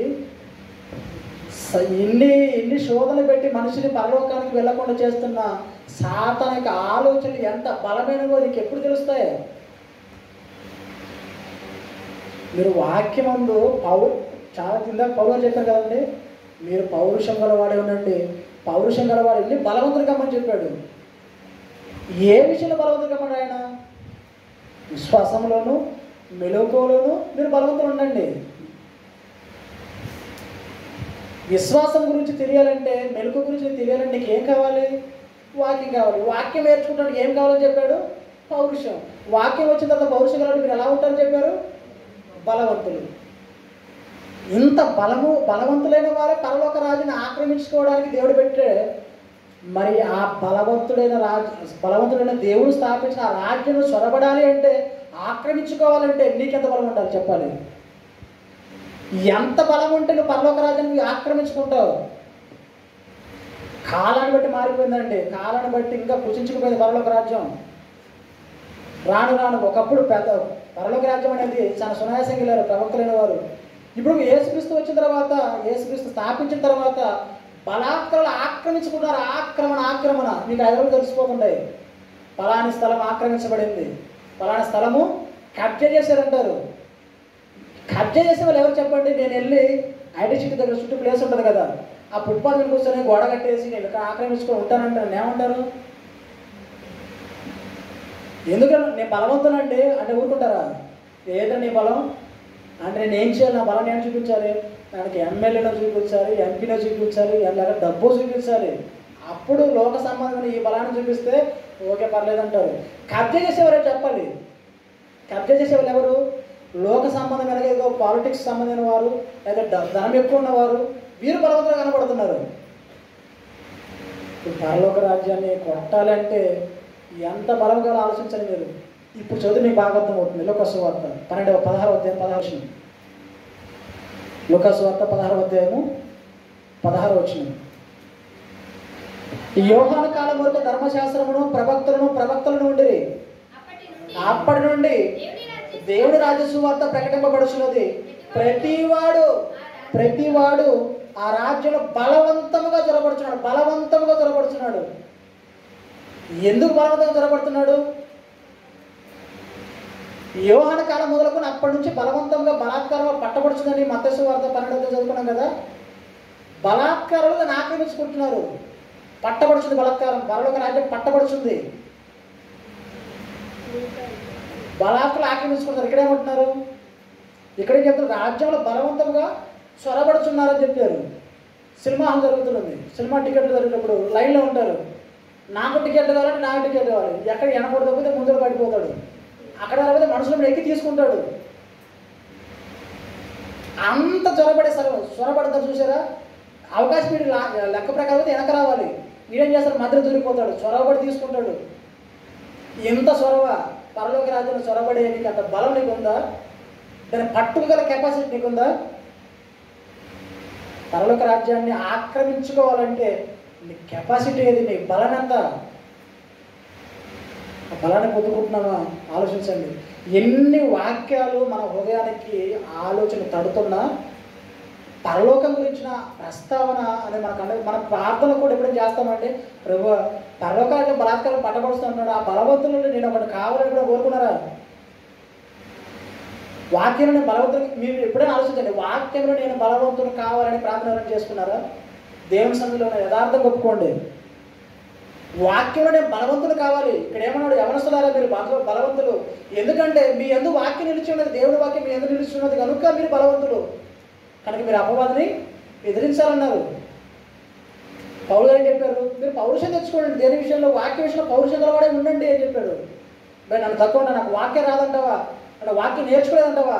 నేను నేర్చుకుంటాను, నీకేం వచ్చిన వాక్యం. ఈ పౌరుషం ఉంటుందా మనకి? లేదండి. ఆలోచించండి పిల్లరా. క్రీస్తు యేసునందు మనం బలవంతులు కావాలని తిమోతి గారు చెప్పారు. ఇప్పుడు సంఘంలో ప్రవేశించిన మనం వాక్యములు నీ బలం ఎంత కెపాసిటీని తెలియపరచాలి. తెలియపరిచి పరలోక రాజ్యాన్ని సంపాదించి దాన్ని చేతికి చూడు, నీ బలం మీద చూపించు. అప్పుడు దేవుడి దగ్గర నిలబడు, ప్రభు నీ బలవంతున్నాయి, నీ రాజ్యాన్ని నేను ఛేదించాను. అప్పుడు చెప్పు, శబాస్, బలం నీకు బలవంతుడివే, నువ్వు రాజ్యాన్ని ఛేదించావు, రాజ్యాన్ని నువ్వు చేజిక్కించుకున్నావు, ఇక సంతోషం. ఆ రాజ్యాన్ని సంపాదించే కెపాసిటీ, ఆ బలం నీకు ఉండాలి. ఈ బలం నీకు కావాలంటే వాక్యంలో సకల విధమైన జ్ఞానం కావాలి, వాక్యంలో బలవంతుడు కావాలి. అప్పుడే పరలోక రాజ్యాన్ని బలాత్కారం నువ్వు పట్టుకుంటావు. అప్పుడు నువ్వు బలవంతుడు అవుతావు. నువ్వు బలవంతుడు అయితేనే పరలోక రాజ్యాన్ని పట్టుకుంటావు. పరలోక రాజ్యాన్ని పట్టుకోవాలంటే పరలోక రాజ్యాన్ని గురించి పూర్తి వివరణ నీ చేతిలో ఉండాలి. ఒక కలెక్టర్ ఉన్నాడు, కలెక్టర్ జాబ్ కొట్టాలంటే కలెక్టర్ సంబంధించిన ప్రతి కోర్సు అతను తెలిసి ఉండాలి. కలెక్టర్ కింద ఏమేమి ఉంటాయి, ఏమేమి డిపార్ట్మెంట్ ఉంటాయి, ఆ డిపార్ట్మెంట్లో ఏమేమి చేయాలి అనేది ప్రతిదీ కూడా కలెక్టర్ నేర్చుకోవాలి. అప్పుడు కలెక్టర్ జాబ్ సంపాదించగలడు. ఇప్పుడు క్రైస్తవుడైన వాడు పరలోక రాజ్యాన్ని సంపాదించాలంటే పరలోక రాజ్యాన్ని గురించి ప్రతి విషయం క్షుణ్ణంగా నీకు తెలిసి ఉండాలి. అప్పుడే పరలోక రాజ్యాన్ని నువ్వు చేజిక్కించుకుంటావు, ఆ పరలోక రాజ్యానికి వారసుడు అవుతావు. అలాంటి బలవంతులు నేను కావాలి. మీరు మాత్రమే కాదు, బలహీనులైన వారిని మీరు బలవంతులకు మీరు మార్చవలసిన బాధ్యత మనందరిపైన ఉంది. బలహీనులైన వారికి ఏం చేయాలంటే మనము బలాన్ని ఇవ్వాలి. ఆ బలము మనమే ఉండాలి. ఆ బలం మనమే ఉండాలంటే వాక్యంలో మనం ఎంత బలవంతులమైతే మన బలంలో వారికి ఎంత బలం ఇవ్వాలి, వాళ్ళు ఎంత బలవంతులు కావాలనేది నువ్వు ఆలోచించాలి. అంటే కృప దేవుడు మన అందరికీ అనుగ్రహించిన కాక మీరు వాక్యంలో బలవంతులై ఉండి, వాక్యంలో పౌరుషం గల వారే ఉండి పరలోక రాజ్యం చేజిక్కించుకోండి. చేసి దేవుని దగ్గర గర్వంగా మీరు నిలబడడానికి మీరు పోరాటం చేయండి. ఓకేనా? ప్రార్థన చేసుకుందాం. ప్రేమగా మా కన్న తండ్రి కొందాలు చూపిస్తున్నాం నేను తండ్రి. మీ పిల్లలమైన మేము అందరం ఉన్న తండ్రి మరి సన్నిధానంలో చేరుకొని పరలోక రాజ్యం గురించిన ఎన్నో విషయాలు వాక్యం ముందు మేము నేర్చుకున్నాం తండ్రి. పరలోక రాజ్యము బలాత్కారంగా పట్టబడుచున్నది. బలాత్కారులు దాన్ని ఆక్రమించుకుంటున్నారు, బలవంతంగా చొరబడుతున్నారని నీ మాట ప్రకారంగా తండ్రి మేము తెలుసుకున్నాం తండ్రి. మరి పరలోక రాజ్యాన్ని బలాత్కారంగా పట్టబడాలంటే, మేము పట్టుకోవాలంటే మేమెంత బలవంతులమై ఉండాలని తండ్రి మీ వాక్యం ద్వారా మాకు నేర్పించారు, హెచ్చరికలు చేశారు. అందుని బట్టి కృతజ్ఞతాస్తుతులు చెల్లించుకుంటున్నాం ఆయన దేవా. మరి మీ పరలోక రాజ్యాన్ని సంపాదించాలంటే వాక్యం అంటే పరిపూర్ణ జ్ఞానం సంపాదించి సకల విధములైన జ్ఞానము మేము నేర్చుకున్నాం తండ్రి. మీ వాక్యాన్ని నేర్చుకొని వాక్యంలో బలవంతులుగా ఉండి సర్వలోకానికి సర్వసృష్టి సువార్త ప్రకటించే బలవంతులు మాకు సహాయం దయచేయండి. ఈ యొక్క రాజ్యాన్ని మేము ఛేదించాలంటే మాకు శరీర సంబంధమైన తండ్రి ఈ బలాన్ని మేము కోరట్లేదు. ఈ జ్ఞాన ప్రకారం మేము ఆలోచిస్తే మమ్మల్ని క్షమించి ఆత్మ సంబంధమైన సంగతులు సరిసూచే జ్ఞానాన్ని మాకు అనుగ్రహించి ప్రతి విషయాన్ని క్షుణ్ణంగా ఆలోచించిన తండ్రి నీ ఉన్న లోకానికి తిరిగి చేరడం సహాయం దయచేయండి తండ్రి. మీవుడు బలవంతుడు గారు, మీ కుమారుడు బలవంతుడు, పరిశుద్ధాత్మ దేవుడు బలవంతుడు. మీరు బలవంతులు కనుక మేము కూడా బలవంతులుగా ఉండాలని మీరు కోరుకున్నారు.